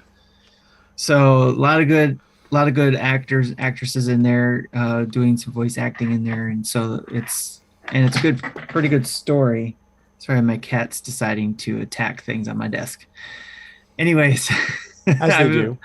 Yes, and I also been playing Mini Motorways. So it's from the same people who did the Mini Metro game. I've been playing that by the Dinosaur Polo Club. I love that name. So Dan, I think you'd like that because it's dinosaur, of course, in the name. Dinosaurs, let's do it. Literally dinosaurs. This game I'm playing because I have it up saved on my tab here actually for after we're done here. I'm playing that game because of Gamescom. we got an interview with the developer, and actually it's at 1:00 Eastern time this morning after the show. So 1:00 is a hard stop for me, guys. I got an interview to do, but yeah, it's I'm gonna be doing an interview with them because I've been playing this game, and it's basically it's like the mini Metro that is on the Switch, and this game is coming to the Switch, but not until 2022. I think it said spring 2022. But it's really, really simple with at least when playing it through Steam, using the mouse. It's just using the right click to set something and the left click to set something and the right click to unset it. And that's it. And then you pretty much click and drag everything else. And so I'm assuming a lot of it's going to be simple on the Switch with, on touch controls on the screen, and such. So if you played Mini Metro, which was the subway kind It's of hard to keep them apart. yeah, which is the subway version of the game, strategy simulator, and you like that, then you'll like this one, I believe, too. And I'm looking forward to it to come to the Switch. Completely fair play. This is on Apple Arcade. Yes. I've been playing it since it first came out. It's brilliant. So if you don't have that and you want to wait for the Switch version, it's really cool. I think you'll really like it. I played it on mobile for a bit. It's really fun. It's a really cool like Zen experience. Like, I mean, it does get a little hectic once you get really built up, but in the beginning, it's really neat to sit back and just kind of chill out. And it gives me some of I've talked about it a bunch of times. SimCity, one of my favorite SNES games of all time.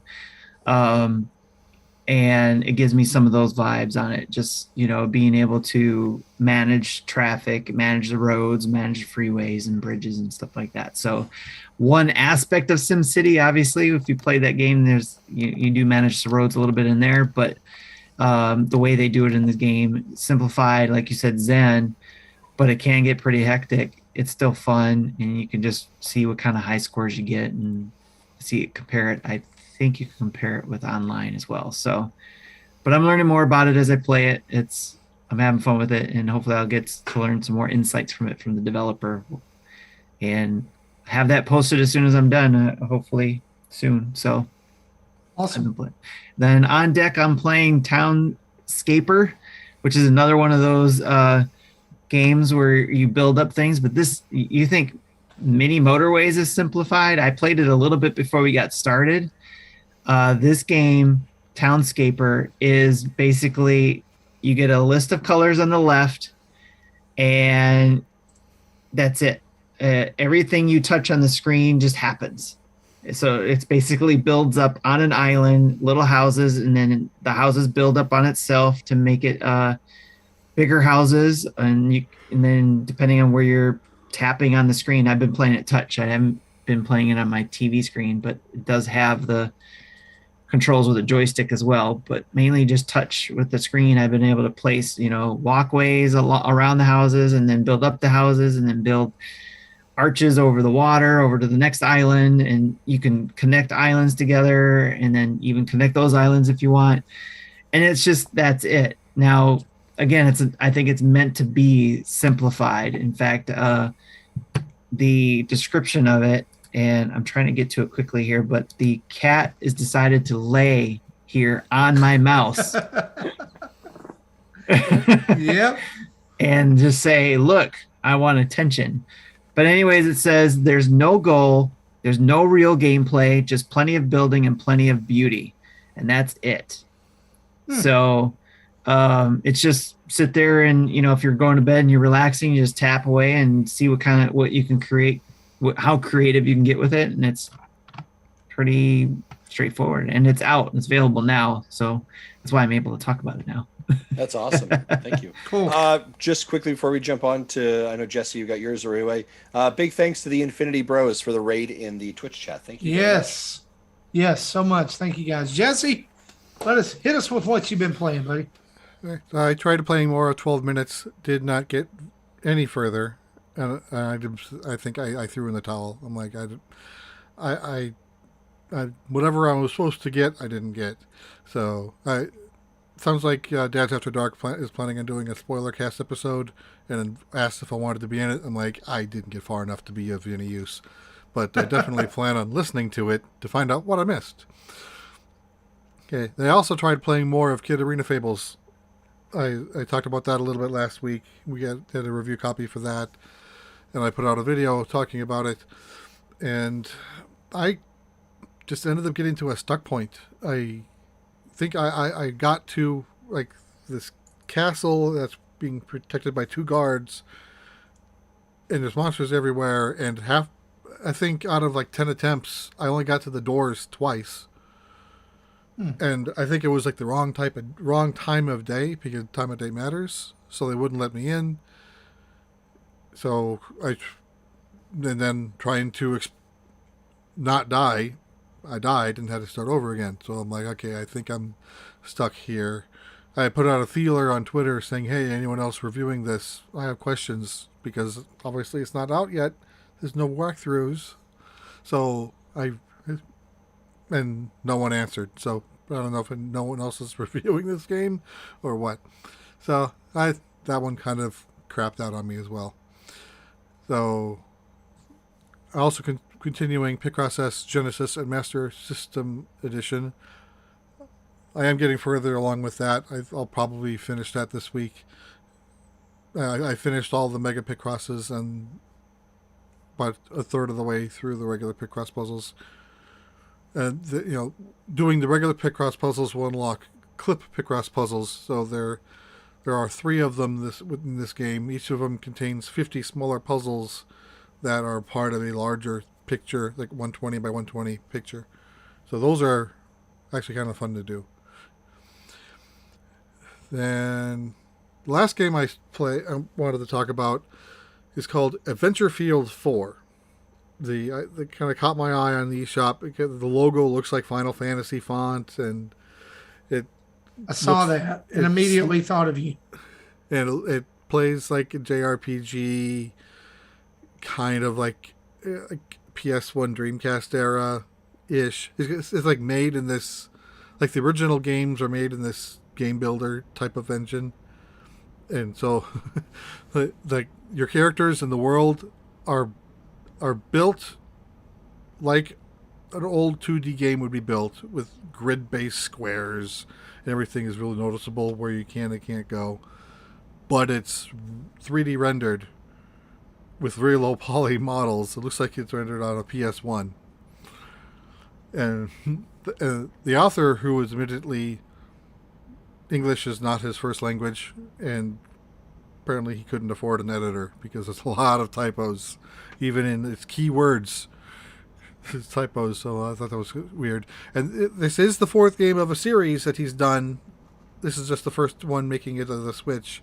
The other, I think 4 is also on Steam for sale, like it is on the Switch. 3 is on Steam, free to download, and 1 or 2 is available through, I think, itch, if you dig around for it. They're also free, so they're all smaller JRPG type of games. I think they're all in a story. I haven't played the other 3, so I can't say. But it is turn-based combat like you'd expect, and the enemies are 2D sprites. And it kind of looks weird because you're still in a 3D environment and you're 3D, and the camera slowly rotates, but then there's this 2D sticker just right there in the middle, not doing anything. The whole map's wrapping around it. Anyway, so like the big MacGuffin of the game is you have to collect 50 of these soul gems, of which there's 1 in every dungeon, and there are other tasks and things you can get more of them. 50 in the game total. I have 2 so far. I got through the first dungeon, and I thought it's like the dungeon is also grid based, but it's also it's dark, so you can only see like in a 5x5 square. So like your screen's this big, but you can only see like a small circle around you. So, and no in-game map. So I thought I traversed everything, found a bunch of chests, unlocked a bunch of doors, killed most of the monsters. Turned up, I missed the item I was looking for. So I'm like, I'm going to have to graph this thing. Literally old school Etrian Odyssey style graphing. So I did it. I graphed the entire dungeon, even though I only had to do one half of it to find the item I was missing. But I decided, while I'm here, I'll do the other half. So now that I got that item, I was able to advance, the game now is more open. I can go and explore more of the map. I just kind of don't know what my goal is at this point. So I'm going to try to play a little bit more of it, but the story is generic and bare bones and not grabbing me. So I don't know if I'll be playing more of this. Awesome. But, the only reason why it grabbed me enough to want to buy it is because it used Final Fantasy font. Nice. There you go. So I've been playing Super Metroid for Metroid Mondays, and this coming Monday we will finish that up and move on to Metroid Other M, which is the next game in the series. I am going to play this on stream. I know it's reviled. I don't care. I thought it was good. I'm going to play it. It's 2D enough. Also have been playing, as we already talked about ahead of time earlier, Super Animal Royale. I think you should go check that out if you're a fan of Royale type, gotta be the last one shooters. I think it's got a neat little hook that kind of helps it be set apart. I've dipped my toe back into Doom Eternal as well because I never finished it. I actually restarted my game today, and I'm going to go see that all the way through. And Justin, I think you probably talked about this one on the show already, but I also picked up Road 66 or 96 last week. I picked it up the day it came out, and I just played it for the first time like this week. Man, that's a really cool game. Yeah, sorry, go ahead. No, I was just going to say it's got some obvious flaws, but it's all about the story, right? And the potential of the story. Yeah, I think there's a lot of potential there. I think it's a really interesting what they've done. I think they've crafted a really cool narrative. There is some flaws, right? But I think that you can get past the flaws pretty easily. I've really enjoyed it, actually. I think it's been very, very cool. I've also been playing, we talked about Spelunky, but the WarioWare Get It Together demo is just so good. And it's just enough taste of it to make me I was not really looking forward to the concept of this game because of in the past, it's been you play the game. You don't play as a character, you play the game, right? And this one, you're playing the character and the character's interacting with the game. And I was like, this just doesn't sound, but it's really, really, really good and really fun. And it's still WarioWare. And I can't wait to see, this is minute one purchase for me. I got to have it. I love WarioWare. And I'm pretty sure that I'm going to go back through WarioWare Gold before it happens, before the 10th. And actually, I didn't mention, I just put it on my list, but I'm also playing back through Samus Returns on 3DS, and I'm realizing how much of that game I forgot about because I finished it in 2 days. So, it came, it was like a weekend. It came out on a Friday, and I finished it on Monday. Because I remember going through it really fast. There's a lot that I forgot about it, but man, Samus Returns is so good. I'm so glad that the same team is handling Dread. There's a lot good there. I know some people don't like the melee counter and all that stuff, but playing Super Metroid after playing Zero Mission just made me appreciate the way they updated the way Samus controls in Zero Mission and Fusion and other modern Metroid games. Super Metroid feels like you're controlling a tank. The other games feel like you're controlling a person. And so, not that Super Metroid's bad. By the end of the game, it feels good, but it's just, the very beginning game's so slow. But that's what I've been playing. So, now that we're done with that. I got a question for you, Marty. Or not a question for you, but I just wanted to mention when you mentioned Doom Eternal, Sammy's played that and has beaten that, but he loves that game, Doom Eternal. But he says it so fast that it sounds like he says Doom Turtle. Doom Turtle. Doom Turtle. Doom I Turtle. thought you were going to say it so fast because, like, this is one of the first games that I'm starting to feel my age on.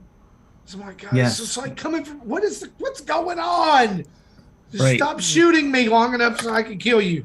Well, we talked Anyway. about the DLC for that game too, how insane that DLC is, and how crazy it drove him and stuff until he finally beat that. He was so relieved. I'd like to submit, Mr. Waldak, the Twitch chat has determined the episode title will now be Doom Turtle. Please begin your crafting of the key art. Thank you, Doom sir. Turtle. Thank Doom you very Turtle. much. Doom It's just a turtle with the Doomslayer's helmet on. I mean, come on, Let's see what I can guys. find. Like, that's before what we we've move been- on, I do have a question. We didn't talk about it last week, but Quake dropped. Yeah, it did. No one talked about it last week. Did anyone play this? No. I have it down. Okay, so here's the stupid thing. I have it downloaded, and Sammy wants it because you can actually play local co-op or online co-op, and stuff like that. We were going to play together recently when it dropped, but I've been fighting with GameStop ever since it launched because they have the digital code for it, and that's the only way I can get it for Sam because he's 13. He can't buy it from the Nintendo eShop. He has to be able to get it for digital code. The only place that's selling the digital code is GameStop. And then when I bought it through GameStop, they said that it's on back order. A digital code? code is on back order. So I deleted it and then I canceled it. And then I got the confirmation it was canceled, and I reordered it, seeing maybe it was just a glitch. And no, it's still on back order because I'm sure there's some technical thing going on there where the code has to be generated for the actual game or something like that. I don't know, but there's something crazy going on there, and no other retailer is selling a digital code either. So That sounds like a load of horse malarkey. yeah, but again, it's trying to jump through hoops so that I'm a parent who wants his son to be able to play it through the eShop, but I can't let him buy it through the eShop, and the only way I can say it's okay for him to play that game is if he plays it and I give the okay in the parent app. But he can't get it for me to say okay to do that. There's a catch-22 there. Yeah. Does it not? Is it not on cartridge? No, it's No. I know it's only digital. So we want to throw a big shout out, thoughts and prayers to the folks who are out mining Tim's digital Quake code right now. We know you guys are slaving hard in the code mines, and we really appreciate you guys. We hope you speed it up though, because Sam wants to play. So there is going to be a physical one, but just not. It wasn't day and date with the launch. So I think it's Limited Run Games is going to have one. Yeah, a $2 hero just mentioned that in the chat. So Still waiting on my limited run Mega Man Wily Wars game. That's never gonna come. yeah, so if I order Take my that, money. we won't see it for 6 months or but something like anyway. that. So. Yeah. Well, guys, with that being said about what we've been playing, let's turn on the community spotlight and play a little game.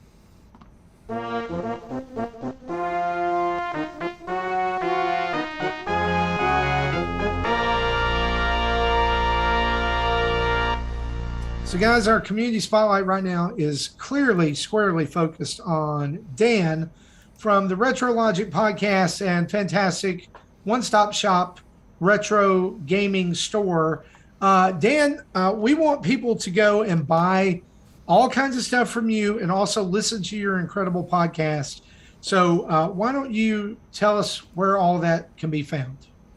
Okay, cool. So if you go to the website is retrologic.games, it's all there. You got the game store there, the podcast links. We even have a music history podcast that we're doing now with my brother, which is really fun. The link to the Discord is there. You can go there to follow me on Twitter. All the things are there. So just go to retrologic.games. That's where you can find it. That's awesome. So right now we are taking pre-orders for a cool shirt that I designed. It's blue and it says literally dinosaurs on it. It's got this rad looking little T-Rex with sunglasses. It's very cool. You can get you can get a tank top or a t-shirt, and right now we're taking pre-orders, so they'll ship in October. Man, I can't. Like, I'm getting a tank top because I gotta let the guns out, man. Sun's out, guns out. That's right. I don't have guns. I have pea shooters, but still. Sun's out, guns out, just in time for fall and winter. Yeah, well, guys. I just ordered my 2 shirts, by the way, Dan. Here's what I want you to do. I want everybody to do as they hear this. I want you to go over to retrologic.games, and I want you to pick something out, and I want you to buy it right now. Just pick something out and buy it. And here's the thing: if you're like, I can't do that. What if my spouse finds out? There's like $2 stickers on that. You can buy a $2 sticker. You can go get free a sticker. shipping. Here, you're like, free shipping, what if my wife finds out? What if my husband finds out? What if my significant other finds out? Here's what you tell them. Marty told me I could buy it. Marty told me I could buy this. That's a lot of power that I feel is really being unchecked. And you know what? I'm here for it. You know what I'm saying? I am here for that. That's how I get all my things. I just say, Marty told me. Justin, I don't know if you have noticed this or not, but I'm kind of a big deal. I have been telling nobody that forever. Let me say one. So I mean. Oh my God. So let me say. Wait. Let me say one more thing about the shirts before I forget. Okay.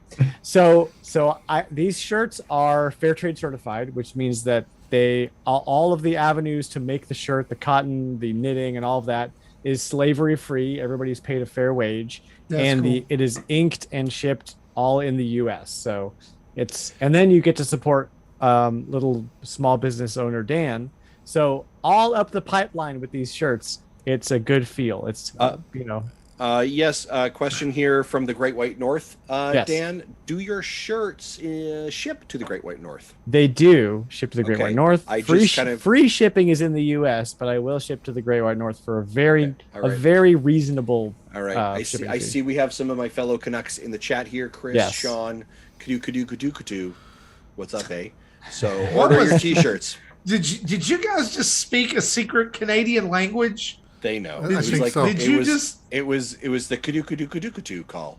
They know what's going on. Are you possessed with a demon? They know exactly what's going on. Hey Dan, since you're here, by the way, everybody's going over there right now to buy some games and hang out and listen to podcasts and everything. One of the things you do on the Retro Logic podcast is you play a little game that you like to call The Price is Retro. We do play a game. And so we decided we wanted to, you actually asked us if we would like to play. But as we do here in true Star Wars fashion, we have altered the terms of the deal. And so we're going to play this deal's getting worse all the time. The Nintendo Dad's version of The Price is Right or The Price is Retro. And so, Jesse, will you cue us up a little background music there? Awesome. And so Dan normally does this, and he has some really cool spreadsheet stuff that his co-host John does. John Datfast, who's also a patron of the show. He's in the Discord. We love him as well. But he does not have the spreadsheet that John has. Yeah. So here's what we're going to do. We are going to we're going to alter the game a little bit tonight. Here's what we're going to do. We're going to present Dan with a list of 4 games each, and we are going to have him guess the overall total value of these games. Yeah, that's not too far off from what we do, but usually everybody has a list, but this is a lot easier to run. So he probably is more practiced at this, and we have no idea, because in my list, I was surprised that what came I'm out. not surprised. I had a theme for my list, and so we'll get to that here in a minute. Well, who wants to go first? Who wants to do their list first for Dan? I'll go ahead and go first. Oh, go ahead, Jesse. Go for it. So the values you use you just use the loose price? You can choose the loose or complete in box. You just have to tell me which one you're doing. I'll do either. The prices I noted are all loose. Okay, good. And I also have a theme. I imagine most of us came up with a theme, and I just hope we aren't duplicating themes. In honor of Super Nintendo's 30th anniversary, I picked 4 Super Nintendo games. Nice. So I have Final Fantasy II, really Final Fantasy IV, but Final Fantasy II. Okay. Final Fantasy III, really 6, but released as 3. Chrono Trigger and Earthbound. Lord. I mean, okay, so that would be $750. Okay, you're over, but you are over by less than I would have been under. Okay. So yeah, Final Fantasy II is $53. I'm rounding to the nearest dollar. Sure. Chrono Trigger $212. Earthbound $315, and Final Fantasy III is about $76. Okay. Total of $656.04. All right. Okay. 100 off. Those Too high dollar far games off. are tough, man.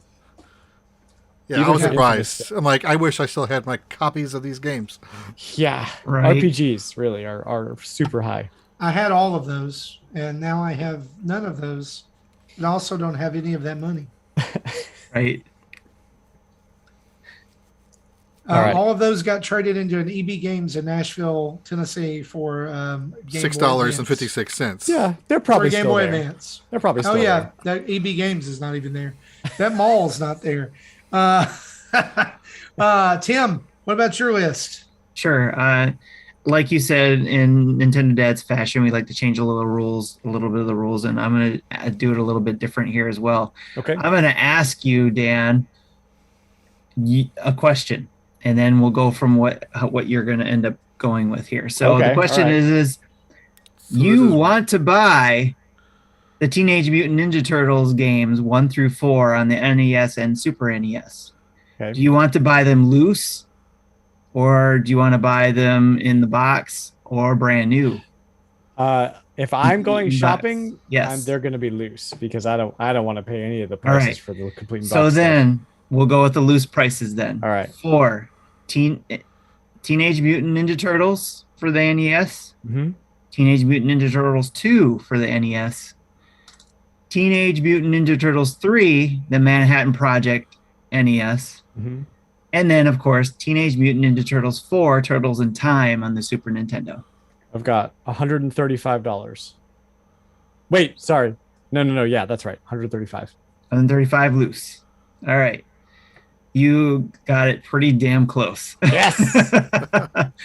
So the total is $113.47. Wow. Okay, cool. So the He's the man. Teenage Mutant Ninja Turtles was $8. 2 was $14.70. 3 was $34.54. And Turtles in Time is $56.23. Oh, Turtles in Now- Time went down. It was Really like quick. 75, 80. If you got everything complete in box, it jumps up to $708 total. Oh yeah. Complete in box these days like doubles plus in price. Yep. Mm-hmm. It's actually in the Turtles in Time. It's what almost I can't do math right now. So $334 Yeah, for a complete in box. for a piece I of think- cardboard. I think like Earthbound completed box was like 3,000. Yeah. Something like that. Same with Earthbound. Justin, do you have a list? I do have a list. So, Dan, I'm going to take you down memory lane for me. That's all I do. I'm going to give you my Nintendo games, the games that I fell in love playing video games. These were the core essence to me growing up. So I've got 4 games for you. Okay. And so here we go. First one is going, and these are all loose. Let me just be very clear on that. All these Okay. are loose. First one, the very first game I picked up after I bought my Nintendo, Captain Skyhawk. Captain Skyhawk. Okay. The next game, my favorite NES game, the game that I got shipped from my dad, Super Mario Brothers 2. Okay. Super Mario Brothers 2. Of course, if your kid's growing up in the 80s, you got to love yourself some Ninja Turtles. So Teenage Mutant Ninja Turtles 2 was another game that we would countlessly play for every single night on a Friday on a weekend with Orange Crush and Doritos. And then one of my final favorite games that my mom got me for my birthday, Flintstones Surprise at Dinosaur Peak. That one's gonna trip me up. Yeah, I'm thinking that one's probably going to be the big one. That one's gonna trip me up. Yeah. Okay. I seen that one at my disc replay, and I saw the cost of that too. So. Shoot, man. Shoot. Okay. And it was loose too, and I was like, "What?" I'll just go $200 because I don't know what the Flintstones game goes for. Sure. So I'll give you a quick rundown. Teenage Mutant Ninja Turtles 2 loose is $14.70. Mm-hmm. Captain Skyhawk loose is $1.10. Nice. Which that one hurts. I'm going to be honest with you. I was like, really? That hurts. Super Mario Brothers 2, $14.50. Ladies and gentlemen, the mother load of games what has happened.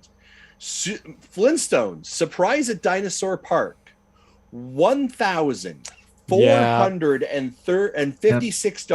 $1,456.35. Grand total of all those games, $1,486.65. $2 hero in the chat kind of, I don't know if it was a joke, but he said Flintstones got to be like 600. Like, no, you're still less than half. I'm telling you, I used to work at a retro store in like 2006, 7, 8, and the $200 was about. We would come in $200, it would go. I never would have dreamed $1,400. So Crazy. it's so funny. I'm actually looking at the site here, and again, we're using pricecharting.com for people who this. And so here's the first. I've never seen this site before. This is really cool, actually. Yeah. So I decided to dig into this a little bit more because I wanted to like remember what the box looked like. Box only price. Box only. $815.54. Wow. Manual only. $519.85. Complete price. So this would be your loose cartridge plus your price or box plus your manual. Complete price coming in at $2,774. My goodness. You guys know why, right? And a new price, if you were finding that new, I guess when they're saying new, Dan, is that like still sealed, That would like be in the factory wrap? sealed, yeah. Factory sealed. Mhm. $8,900. Mm-hmm. And sorry, So why Tim, is I it interrupted you. Why is it such a big deal, Tim?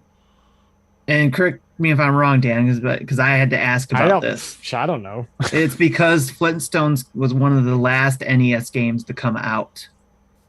Probably. Yeah, it And probably did not so- sell anything. I remember yeah. that game getting like a huge Nintendo Power feature, like maps of every level and all kinds of stuff, and never been able to find it. It looked so much fun. I also digress. I have gone and looked at the actual art. I was wrong. That was not the game my mother got me for my birthday. No, you probably had Instead- the Flintstone, the rescue of Dino Hoppy or something. That's exactly That's what it is. was. Yeah, I was yeah, like, yeah. oh, I recognize Gizmo from the front of it.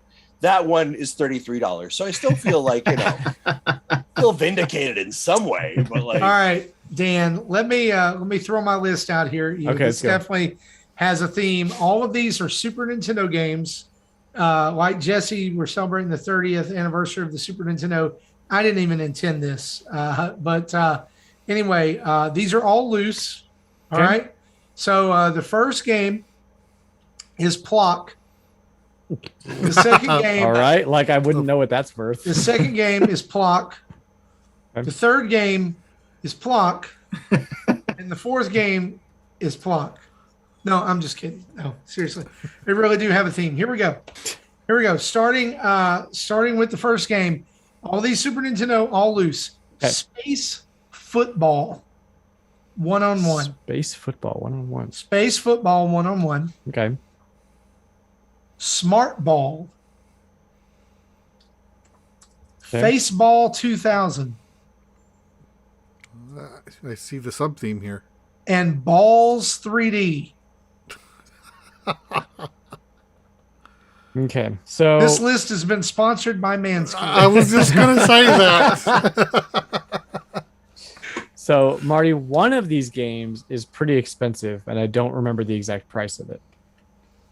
So, Mom, I'm going to guess $230 because I'm not sure of the expensive one. Well, sir, you are. What was your guess again? 230. You're $200 off. Over. Oh, What game am I thinking of? Dang it! Are So you thinking of $30 total? Are you thinking of Jelly Boy 2? No, yes, Jelly Boy 2. That's the one. Okay, so Smart Ball was the horribly named, horribly packaged predecessor of Jelly Boy 2. That's gonna bother me forever. I actually had all of these games except Balls 3D. Smart Ball comes in at it's actually the highest on the list, $10.93. Space Football 1-on-1 is a game I used to rent with a friend of mine, and we would, like, early days of the Super Nintendo, we'd play all night. $7.96. Faceball 2000, $9.22. And Balls 3D, $8.50 for a grand total of $36.61. Uh-huh. Now I'm trying to find the game that I thought you were talking about. $36.61 of Balls. Yep. $200 off. Not a great day for me. Man, we thank you for being a good sport and again altering the game a for little sure. bit. Thank you guys. But what we're gonna do is Jesse. No, hold on, Jesse. Play that music one more time. Oh, Not hearing it, Jesse. is it coming? Is it happening? Oh, there we go. It's just I have it set as quiet to be background music instead of. All right, Justin. primary Apparently, music. you have something going on with this. What do you mean? Oh, you just wanted to hear the music? Yeah, this is good. It's All just right. like a good So we wanna segment thank you break. for- We're breaking a segment here. Like, Thanks for joining us for the Nintendo Dad's version of The Price is Retro. I don't have a tagline for that. I have a question. Should I buy the this Club Mochi Mochi DK barrel for $40? Because I found one online and I just can't decide right now. Let's see it. Throw it up. Throw it up on the share your screen, Dan. Let's see it. Let's Let's collectively help you make a bad decision. This one. This screen right here. This guy. Oh. No.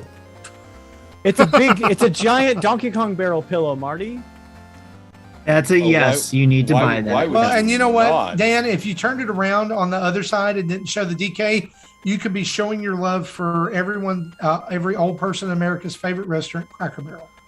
Well, we do have Cracker Barrels down It's a here. Cracker in Barrel Texas, so- plush. Yeah, for sure. Yes, you need It's to buy very that. squishy, and It's a 15-inch plush. Yes, you need to buy I think it. I need it. I'm also gonna. This store also has a copy of Crazy Taxi 3 for the Xbox that I'll be picking up. But this came up, and I don't know. I can't decide.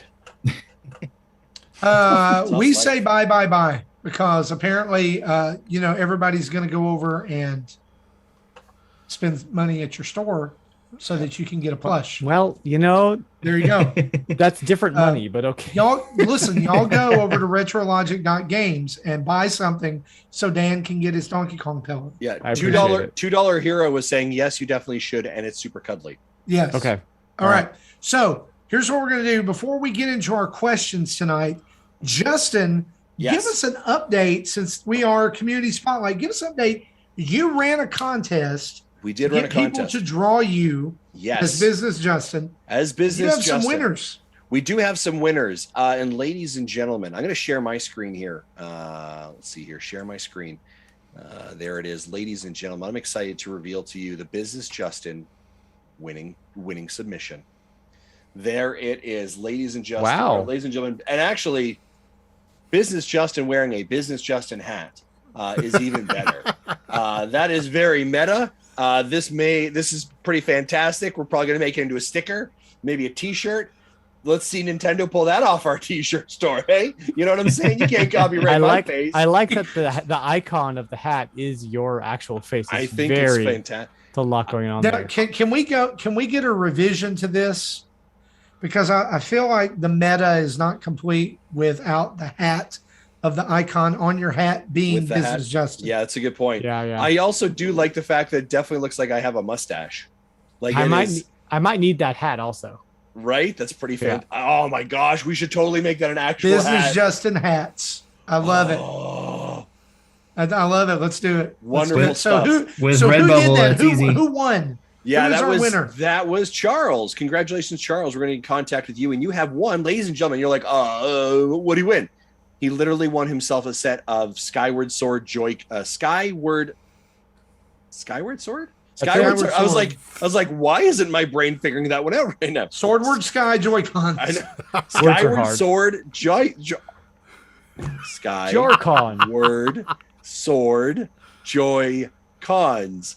So congratulations, and our runner-up, ladies and gentlemen, was Nick, and I'm actually gonna get Nick from our Discord, Nick from Xbox Game Pass. Let me bring you up Nick's, because I thought Nick also did a very good job, and I do want to share everyone in that work. So we're gonna get Nick an eShop gift card as well.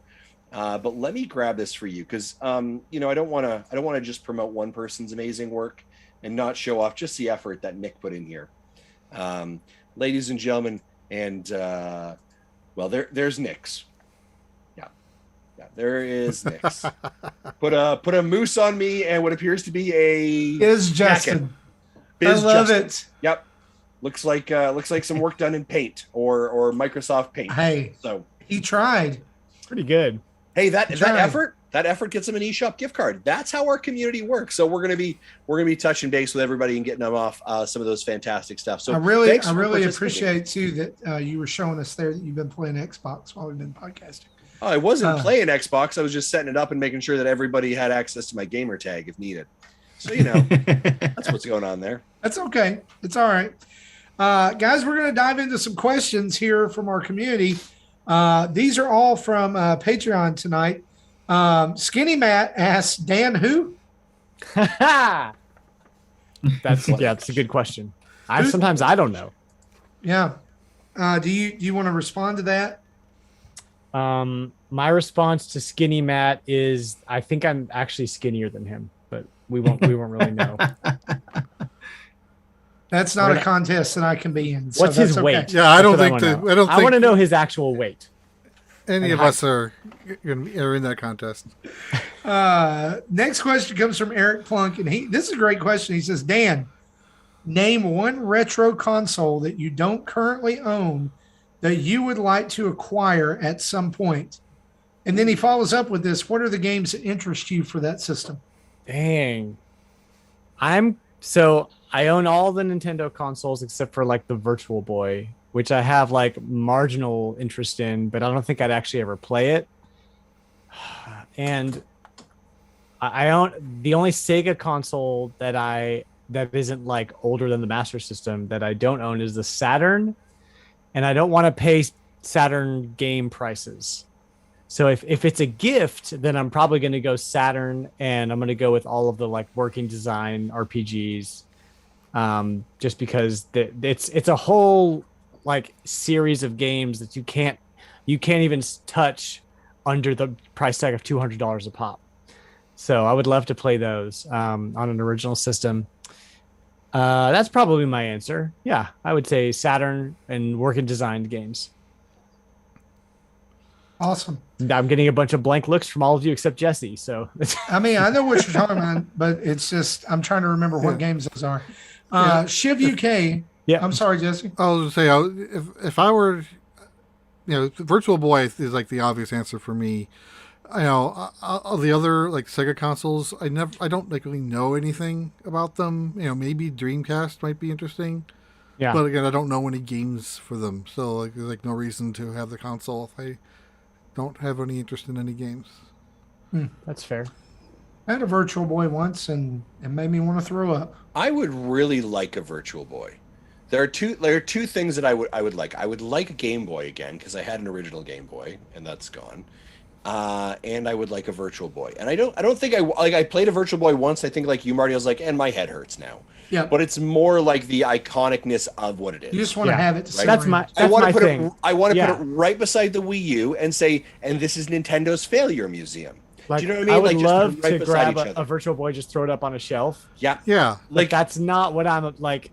I want to Yeah. play the things, so I'd rather get a Saturn. So, Yeah, that's all right. Justin, here I would say this: I think you should pursue that Game Boy thing, and I think you should get one of the ones that people have reshelled or modded, like the pocket ones Yeah, those are that have the sleek. light. Mm-hmm. I there's something, and maybe Dan, you can maybe lean into this question a bit here. There's something about like that old feeling. Do you know what I mean? That like that I distinctly remember the box right? Like I remember the look of it, that shine to it, that silverish, almost metallic shine that was on the box. That styrofoam as you open it up, right? Right up here. The weight of it when you put in the 4 AA batteries. Oh yeah.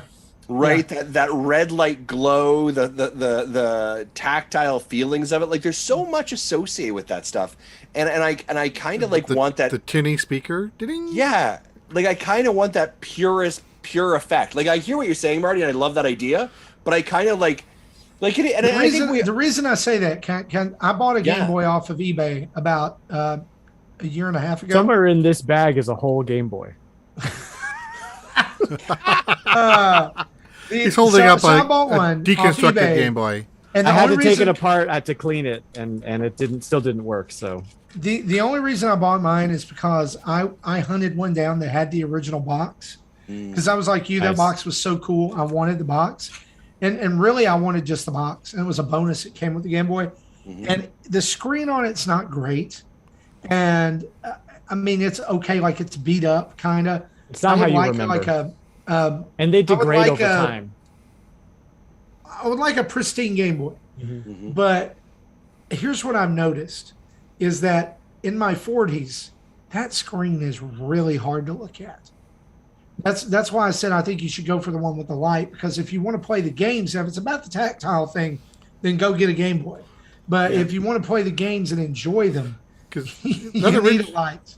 think of like the technology used in a Game & Watch, and the Game Boy is kind of not too far apart from that. It's just very, you can still see each individual pixel. They're still large enough that you can see that.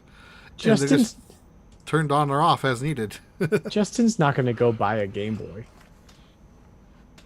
You're not. You're not going to go get it. Are you? I don't think you are. I think that you are too attached to your Switch, and that's good enough. And you're just going to... I've got two of these. You're using reverse psychology right now. Like literally, Dan, we have a retro shop not too far from us, in my town, and I kind of walk through it every once in a while. I peruse and I think about it, right? But then I'm like, but the thing for me is and here's the thing is, it's not that there are specific games that I want to play on it. Do you mean there's not a call of like I really want to play Super Mario 6 Golden Coins or whatever it is? Like I do have a couple of those.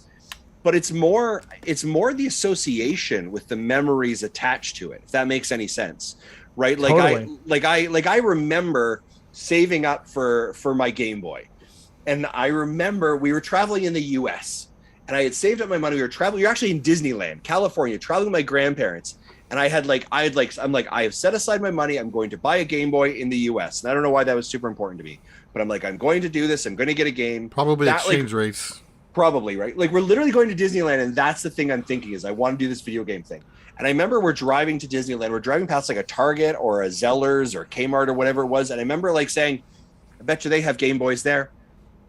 We drive past those store. I bet you they have Game Boys there I could pick up. And I'm saying it in my car. And I remember very, very little times did my Nana ever get mad at me. But I remember her turning around saying, you need to shut up. And I was like... That's fair, Nana. But it was all about that quest for that Game Boy. Yeah, she said. The nostalgia hits hard. I have Yeah. a long-running blue Pokemon game going at all times. I have it going. It's in my backpack. I pull it out. But I think that's the desire of stuff like this. When we look at these things, is we're chasing something.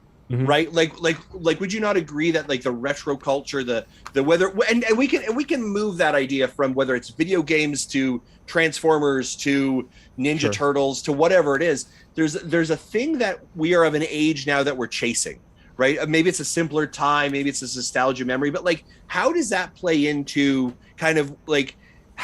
Can you separate yourself from those things because it's a business for you? Like, how does that impact you?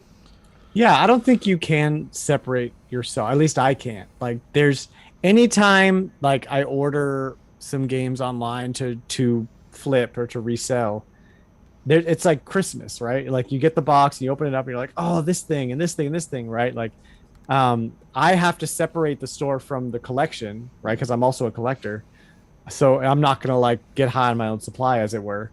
But But that's a really interesting question, and it just kind of comes down to like if I want to buy something from my store, then I buy it from myself, which is kind of weird. But you just have to separate it that way because I'm not the store itself has to sustain itself, and if I keep pulling from that, then it's gonna fail. Yeah. So there's like the business Dan side of it and the collector Dan side of it. But as far as like nostalgia goes, I mean, that's what fuels the whole collection market, you know? These are interactive toys that we had an emotional connection with as a kid, and that connection doesn't just disappear, you know? Like you're always going to have that connection anytime you pull up your Game Boy and you hear that ding, you know? You're always going to have that connection. So yeah, it's so weird, right? And there's such a great, and Nintendo has done this really well, right? They've leaned into that understanding. And if you look at and I think they flawed here, but I mean, if you look at their NES Mini, their SNES Mini, right? Like they knew what they were selling, right? They knew that nostalgia, they knew that market, and that's one of those reasons why, like if Nintendo put out a Game Boy Classic or whatever you want to call it, like Game Boy Mini, I'd be on like, yep, done. Like as long as I can put in 4 AA batteries and the thing weighs awkwardly, I am in. Do you know what I mean? So I don't know. It's so interesting. But I mean, these are all things that we had as children, right? That now I'm like, man, I can't believe. Like, why did I do that? Well, of course I knew why I did that because I wanted the latest. I wanted the N64, so I traded in my Super Nintendo and my Game Boy. Right now, I'm like, you're an idiot. But you weren't an idiot. You were going along with the culture at the time. You had no way of knowing when you were 5, 6, 7, 8, 9, 10, 11, 12 that your Game Boy was going to mean something to you when you were 30, 40. You had no way of knowing. Yeah, thank you for first choosing 30. I appreciate that. And then, and then or 40, or 50. That. You know, who knows? Let's just keep going. Thank you. Thanks, Dan. Appreciate you a lot. Yeah, that's great. Absolutely. Shiv UK asked us this question. It says it's a light, or this is just more of a comment. It says it's a light news week, but it's also Gamescom. Something feels wrong. We pretty much covered everything I cared about that I heard about Gamescom. Yeah, here's the deal: is I don't think it was actually a light news week. I think there was some information that came out of Gamescom that we could have dissected. There was a lot more news on the PlayStation and Xbox side. I mean, it was announced that Jeff Keighley's stage, they announced when Halo's actually showing up, and they have a special edition Xbox for it. Oh, and by the way, they also announced when Horizon Zero Dawn is coming, right? The next one. Yeah. So it was a quiet Nintendo week. I would agree with that. But I would also say, like, today, the Future Games Radar had 90 minutes of games that were coming, and a bunch of them were coming to the Switch as well. So, yeah, I don't know. It was that bad, so. Yeah, I mean, it's anything that Nintendo is got big in the loaded deep in the cannon for big guns. They're saving that for an August or September direct right now, right? Yeah. Let's be honest. It's every year. Seth Sturgill, $2 hero. He says this. I'd love to hear. This one's for everyone, but I'd love to hear Dan's take on this. Everyone's buzzing about the Super Mario Brothers animated movie, but when Donkey Kong makes his glorious comeback and gets an animated movie of his own, what things does that movie have to nail in order to be the Donkey Kong movie the world needs? Not look like it's CG animated from 15 years ago? Yeah, that's a good point. That's a good one. Man, Donkey Kong can't talk, or pretty much nobody in this movie can talk. So I don't know how we're gonna have Mario's gonna talk. So is he gonna talk, or is he gonna say woohoo? No, I think he's gonna talk. When you have Mario's casting news of like Spike having a voice. Mario has said words before, right? Donkey Kong has said monkey noises, right? Like there's. Can I tell you what I think it needs? Okay, tell me what it needs. Kremlings. Well, yeah, we need K. Rool, we need the Kremlins, we need all that stuff, all that for sure. Have you ever noticed please don't that, make Donkey Kong talk why again? Why do all of Nintendo's cartoon villains sound like they run a po' boy stand down in the bayou in Louisiana? Wait, what? You know, like King K. Rool on that old show. He's like, "We're gonna catch us a Donkey Kong." Oh my god. And then, you know, Kirby. I hate with that the Kirby show so King, much. King DDD. He's like, "We're gonna catch us a Kirby," and you know, it's like they're why are all of them these like guys that you either assume live in Louisiana or like they own a plantation and they wear a white suit and they have a big long white mustache and beard. Maybe It's the neighbors with Bayou Billy. Yeah. What? Can't. I mean, I can't with the and Bayou also villain also voices. the Donkey Kong movie has to have the DK rap redone by a current hot rap artist. Who's the one who bought Atari? What's his name? Oh, the one who says he bought Atari and they were like, no, he didn't. Soldier Boy. He's the one. It's gonna Soldier be Boy. Crank He that bought- Donkey Kong. He's gonna buy That's what it's Donkey gonna be. Kong, and then he's gonna rap about it. That's what he's gonna do. Break Then he's gonna that get his Donkey ass Kong. sued. It's like, I bought Donkey Kong. Nintendo said it. I have a contract. It's like, no, Soldier Boy. What was that system he tried to release? And it was just some like retro So- knockoff system with a sticker put over the logo.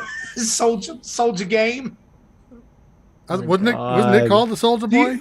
Is he just trolling us, or does he think he's Can- serious? Can I ask you? Do you carry the Soldier Game console? No. Because I would buy it from you if you I- carried it. I will not. And Okay. I shall not. You won't either. I got you. Anybody else thinks the Donkey Kong movie needs? I have no idea. I am so not. I don't know what is lore and what's fanfic from Marty's brain. So I couldn't tell you what would be a good idea or a bad idea. Tim, anything? Metroid. Samus Well, flies in. apparently, if you guys remember Donkey Kong Country Returns, there's a Crocomire skeleton in the background in one of those Oh, levels. yeah, So apparently that's they're right. in the same universe. So this is on brand. I like it. All right, I like it. it's a I'd it's take a it multi out. it's a I'd- universe, you know. I'd take a crossover for sure. Yeah, Yeah, Smash connected Brothers. universe. Yes. yeah, I like it. Mecha Dragon 10, or actually, I'm sorry, Liam D asks us this: does anyone want a Super Metroid remake, or is it just me? I kind of do. You said it earlier. Playing that after playing Zero Mission, it's hard, and I agree. I wanted to replay it, but if I do, I know I'm not going to finish it. I'll probably play the first hour and say I'm happy. But Yeah. that game, even some people say it's the best Metroid game out there, but again, Link. I said this exact same thing last week. I think, Link to the Past is the best Zelda game of all time, but yet I have a problem with both of their end games that I need a walkthrough to finish it. So I think there could be things that could be cleaned up. Honestly, at this point, I just want the 2D Metroid games playable on one console. Mhm. I don't care about a remake. Just give me Zero Mission, Samus Returns, Super Metroid, Fusion, and Other M on the same console. Be done with it. But I would probably rebuy them just to have. if they did a remade Super, if they remade Super Metroid in the Fusion engine, 100% bought day one, done. Done. Mecha Dragon 101 says, Dan, any advice for trying to purchase retro games online? Is it cheaper to get them online? It's not. I don't know. It depends on where you're shopping. Your flea market's probably going to be cheaper, but there's probably not going to be anything good there. Your retro game shop will not be cheaper, but you can inspect it and you can play it there and clean it and make sure it's authentic and return it if it doesn't work. So there's pros and cons no matter what you do. Sometimes you can strike a deal online, but these days that's that's pretty rare. You have to be constantly looking for that kind of stuff, or you need to spend the money to buy a bunch of games in a lot for the one game you want and sell the rest. So the short answer is yes. It's cheaper to buy online, but there's a lot of risk involved there. Unless you buy with like a high quality illustrious store such as Retro Logic Games, but my inventory is fairly limited, so that'd be my comment on that, I think. Yeah, so obviously the best place to go online to buy used and retro games is retrologic.games. So definitely that's the advice we give. Solo Something asks this: since Dan worked at Hollywood Video, I'm interested in his taste in movies, since I'm sure he would get asked questions often. Number one, it's Bro Night. What movie would you suggest that would be a hit with all the dudes coming over? How old are we? He just says the bros. The bros are coming over? Okay. Let's do two scenarios. All right. Teenage bros and adult bros. So teenage bros. Oh man, I would want to watch like Back to the Future or something. But I haven't seen those in a while. It's been a while for me. And then adult bros probably would be like Back to the Future also. Just Back to the Future. It's been too long for me. That's, I can't watch two movies back to back. Like there's not one movie I want to watch over and over again. It's got to be something that I like haven't seen in a while. So it's about time for me. All right. Here's the second question. He says, I've got a gal I met by surprise. I was singing karaoke to her. You've lost that love and feeling. Whoa. Anyway, okay. He says, what movie can we watch together to melt her heart? 16 Candles. That's it. That's what you got. 16 Candles. Good choice. Good choice. Oh, wait, hold up. Nintendo Pals in the chat says Princess Bride. I changed my answer. Yeah, that's a good answer. The first movie that came to my head was Notebook. You go Notebook. Notebook's good. I kind of want to I don't want to do like a straight up just romantic movie. I want it something to be like to test the relationship, okay. Yeah, if she likes Princess Bride, then like it's a home run. All right. I got you. It's got to have the sense of humor. You got to be obviously she's going to like the freaking Notebook and The Vow and all that stuff. You got to test the relationship. If she likes Jurassic Park, then marry her on the spot. That's all I got to say. Yeah. So the SAZ in the chat, he's got a great bro movie. This is Spinal Tap. Yes. 100%. Yep. Absolutely. Turn it up to 11. That part of that movie where that dude gets trapped in the chrysalis and he can't get out is absolutely my favorite part of the movie. So good. Great question. Shanna Eno, Spider Shan, says, do you have a white whale game that you've always wanted but you've never tracked down? Or a game that you had the opportunity to buy once but you didn't and now you regret not getting it when you had the chance? Man, I mean, I've talked about the Gotcha Force story so many times at this point. But that was it. But then it was gifted to me by some community members, which it was amazing for my birthday this year. So I have that now. My next white whale, maybe Chibi Robo for the GameCube. Yeah, that's probably the highest dollar GameCube game that eludes me right now. Awesome. One question from Twitter. Also from Mecha Dragon 101, he says, got a pretty simple question for you guys for the podcast. Do any of you listen to chiptune? If you do, who are your favorite artists or albums? Just Shapes and Beats is making me want to scope out some more 8-bit artists. I don't. Not really. I don't. Yeah. Yeah, if I listen to something chiptuney, it's probably from an old NES games OST. So nothing new, no modern artist making new chiptune music, not, if that makes sense. Gotcha. There was one that I was thinking of, and I cannot think of the name now. It was Anamanaguchi.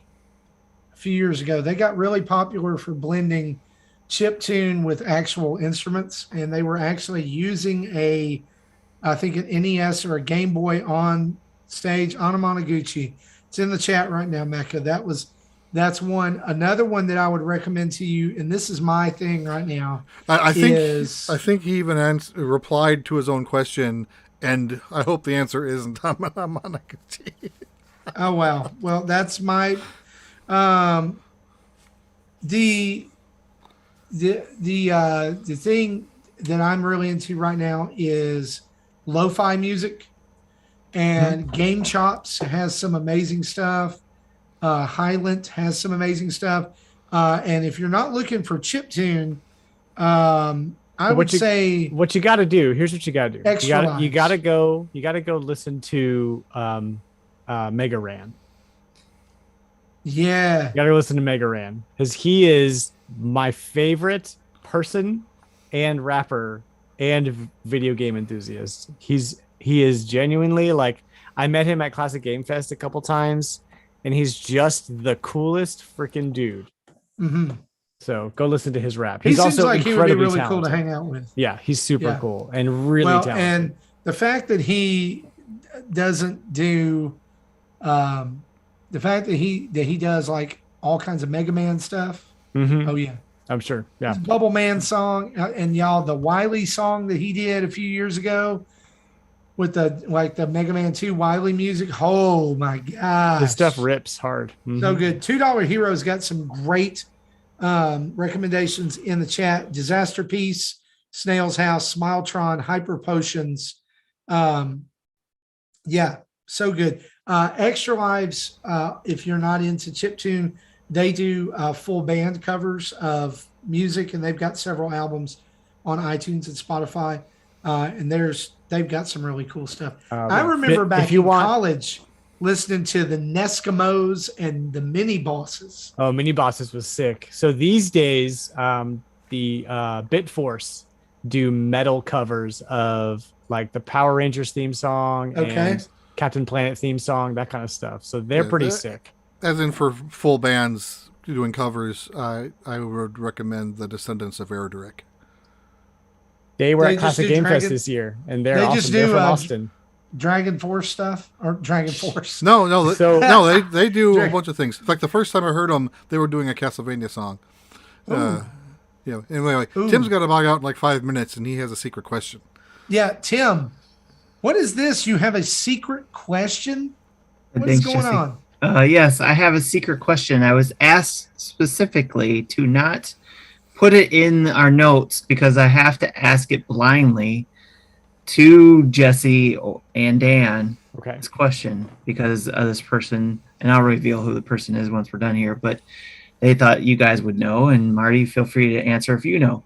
But the question is, has Jesse or Dan ever owned or played the Apple Bandai Pippin video game console with popular games like Mr. Potato Head Saves Veggie Village or the Home Depot's Home Improvement 1, 2, 3?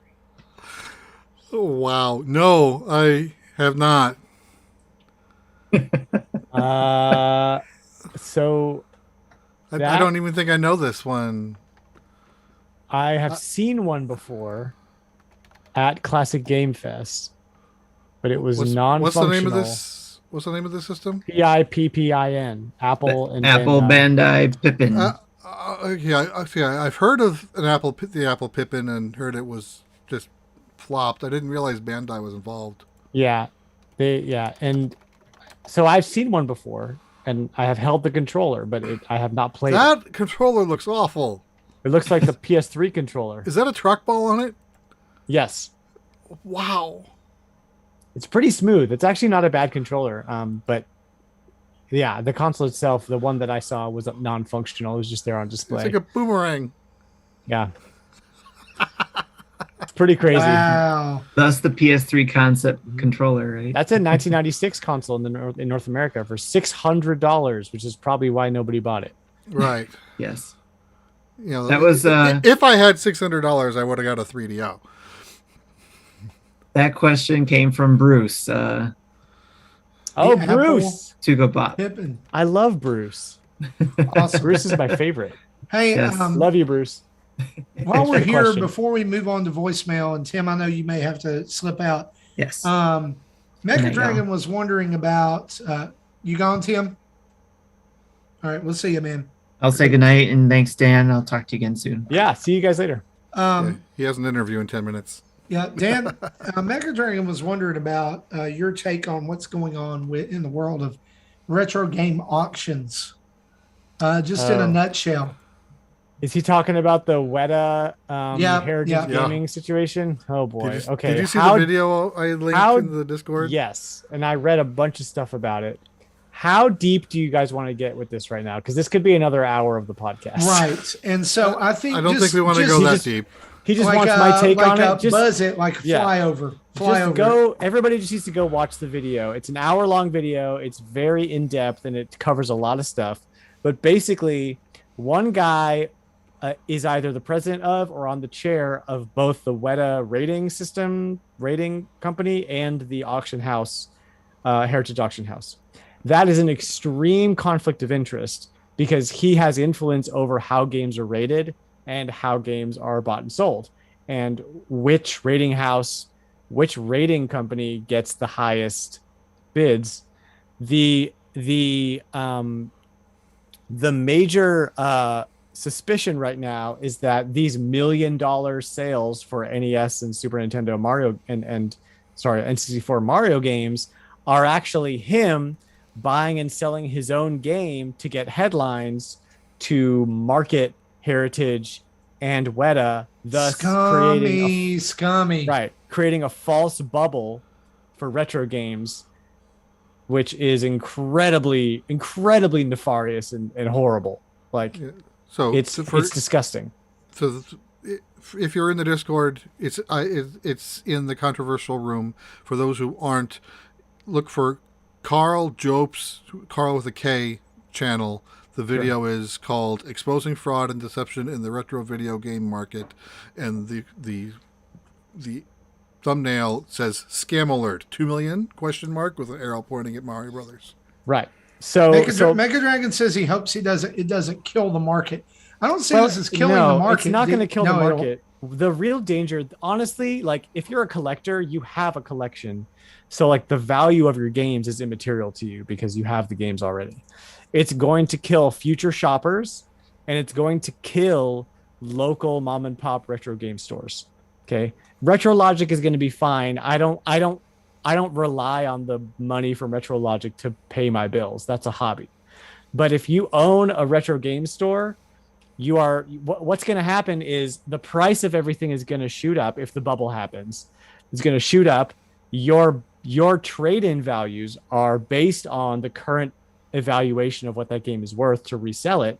So if you pay out a ton of money for games that are supposedly worth a bunch, try to resell them and the bubble pops, suddenly you paid a ton of money for a store full of games that now is worthless because the bubble drops and the price goes shooting down. And those game stores are going to liquidate their games and go out of business. So that's really, the danger. let's be honest. The reality is every bubble pops eventually. Every single one. Yep. And you could tell a false bubble because here's why. The last time a sealed copy of Super Mario 64 sold at auction, it sold for $30,000, right? Which is crazy, but it's not like we just talked about a game that was worth complete in box. What was it? $3,000, $4,000. So sealed going up to 30,000 is not totally insane. Taking that game from $30,000 to 1.5 million is a factor of what? Times 500 in a short amount of time. That's called false inflation. That's not real inflation. Nobody's actually paying $1.5 million for a sealed copy of Super Mario 64. That's not happening. So I try to keep it as short as I can. That's my take on what's going on. Yeah.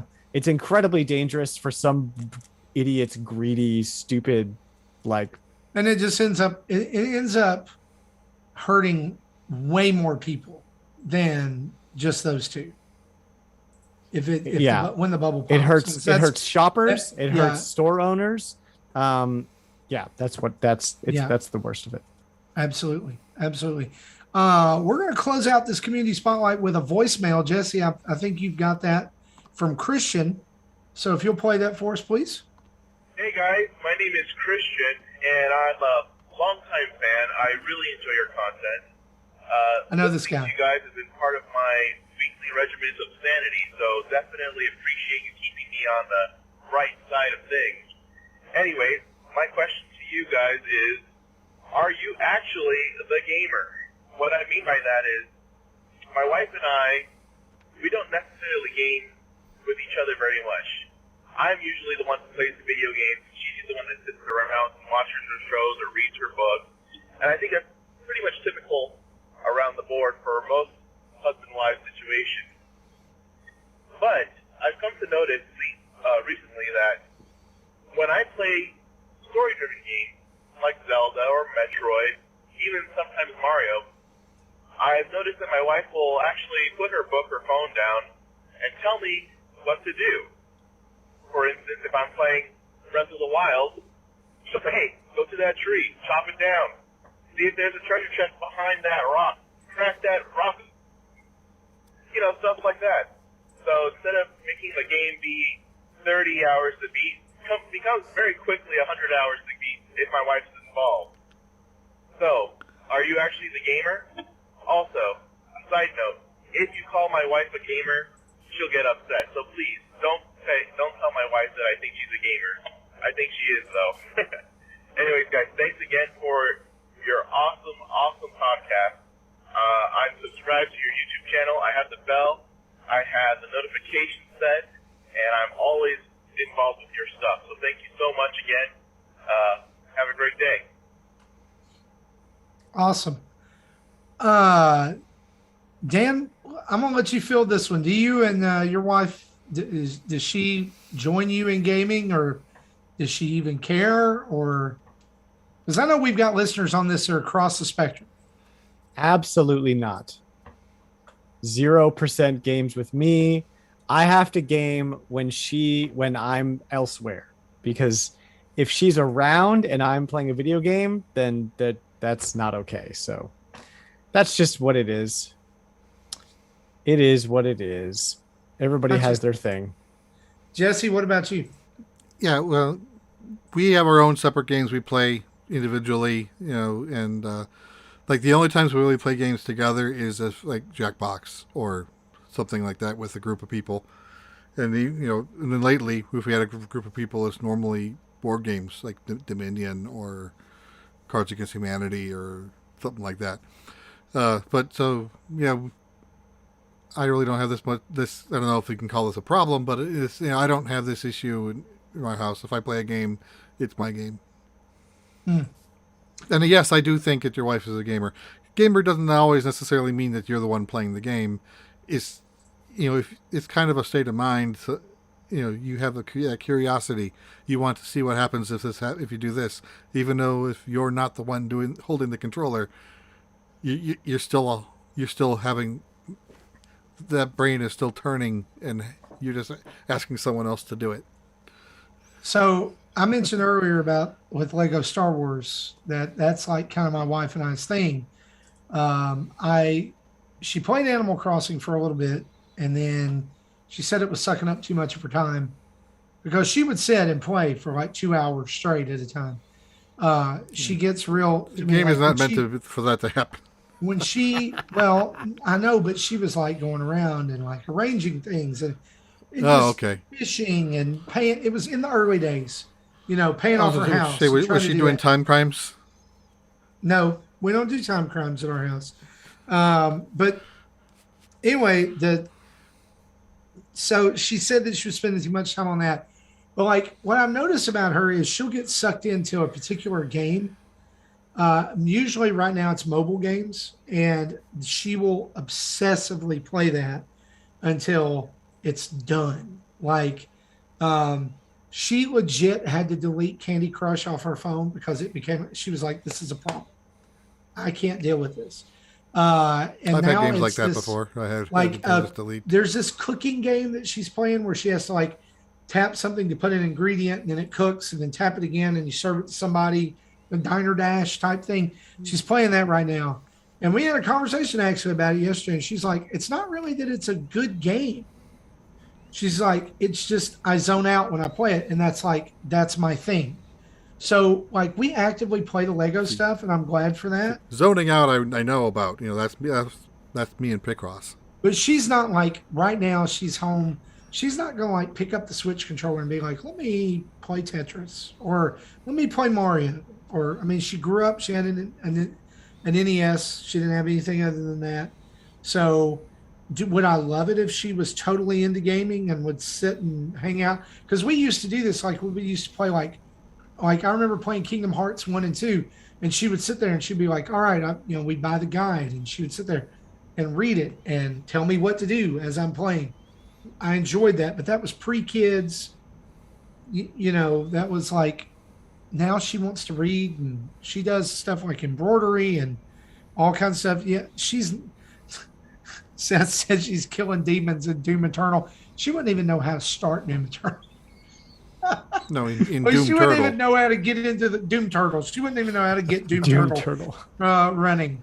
But you know what? I love her. And I think I have the ARC components ready to go for that. I just need to put them together. She supports me. She supports this podcast, and me doing what I do, and that's great. I did think Stardew Valley would be a game that she would like, but I was like, hey, what do you think about this? She never touched it. And so I'm kind of glad because it's only on my Switch, and I don't want to have to buy another one for my house. She did do the Sega Moms intro. That was her back in April. But yeah, good question. So keep playing games with your wife. Welcome to episode 320 of the Sega Moms podcast. That's her. That's my wife. That's pretty great. That was 20 episodes ago. Yeah. Wow. Guys, we want to thank you for hanging out with us for episode 340. Justin and Tim had to depart, but Dan and Jesse, thanks for sticking around for the whole thing. And Dan, especially, thanks for coming in and being on the show. Heck yeah. And remember, you can head over and get high quality, cleaned and tested video games at retrologic.games, as well as cool t-shirts like Literally Dinosaurs and RetroLogic holographic stickers and all kinds of other stuff. And tell us when do new episodes of your podcast drop? Yeah, so the RetroLogic podcast drops on Mondays. It's me and DatFast, who's in the Nintendo Dads Discord, and Third Strongest Mole. And we just chat about what we're playing, what we picked up that week. We play Price is Retro on every episode. We go through some retro-related news, and we usually cover a game, like a highlight game. So yeah, that's our podcast. It's really fun. We're just a bunch of friends hanging out, talking about games, and we have some fun guests on sometimes. So yeah, that's us. Yeah. Well, go check out the RetroLogic podcast. Also, as we close out the show, we want to say a huge thanks to our Patreon producers. That is Dave Ernsberger, Antonio Contronio, and Solo Something. Thank you guys for backing us at the $30 producer level. You'll be hearing Solo Something on an upcoming episode very soon.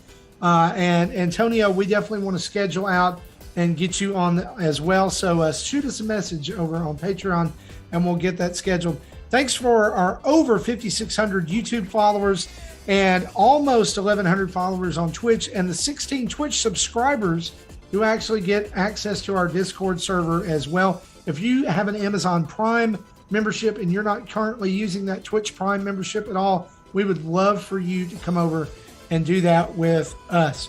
You can get 20% off your Manscaped order with free shipping by using the code NINDADS, NINDADS.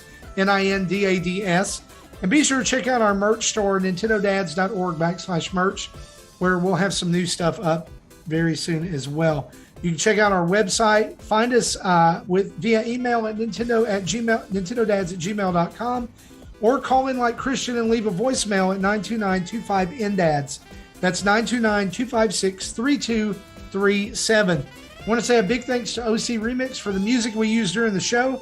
And remember, wherever you listen to us, give us a 5-star review, write some words, and it helps people find the show. And I found out something new. If you'll just go in and click play on it every day, guess what it does? Bumps it up there. So we'd love for you to subscribe. We'd love for you to click play. We'd love for you to share us with your friends. For me, for Jesse, and for Dan from Retro Logic, this has been episode 340. We'll see you next time. Bye-bye.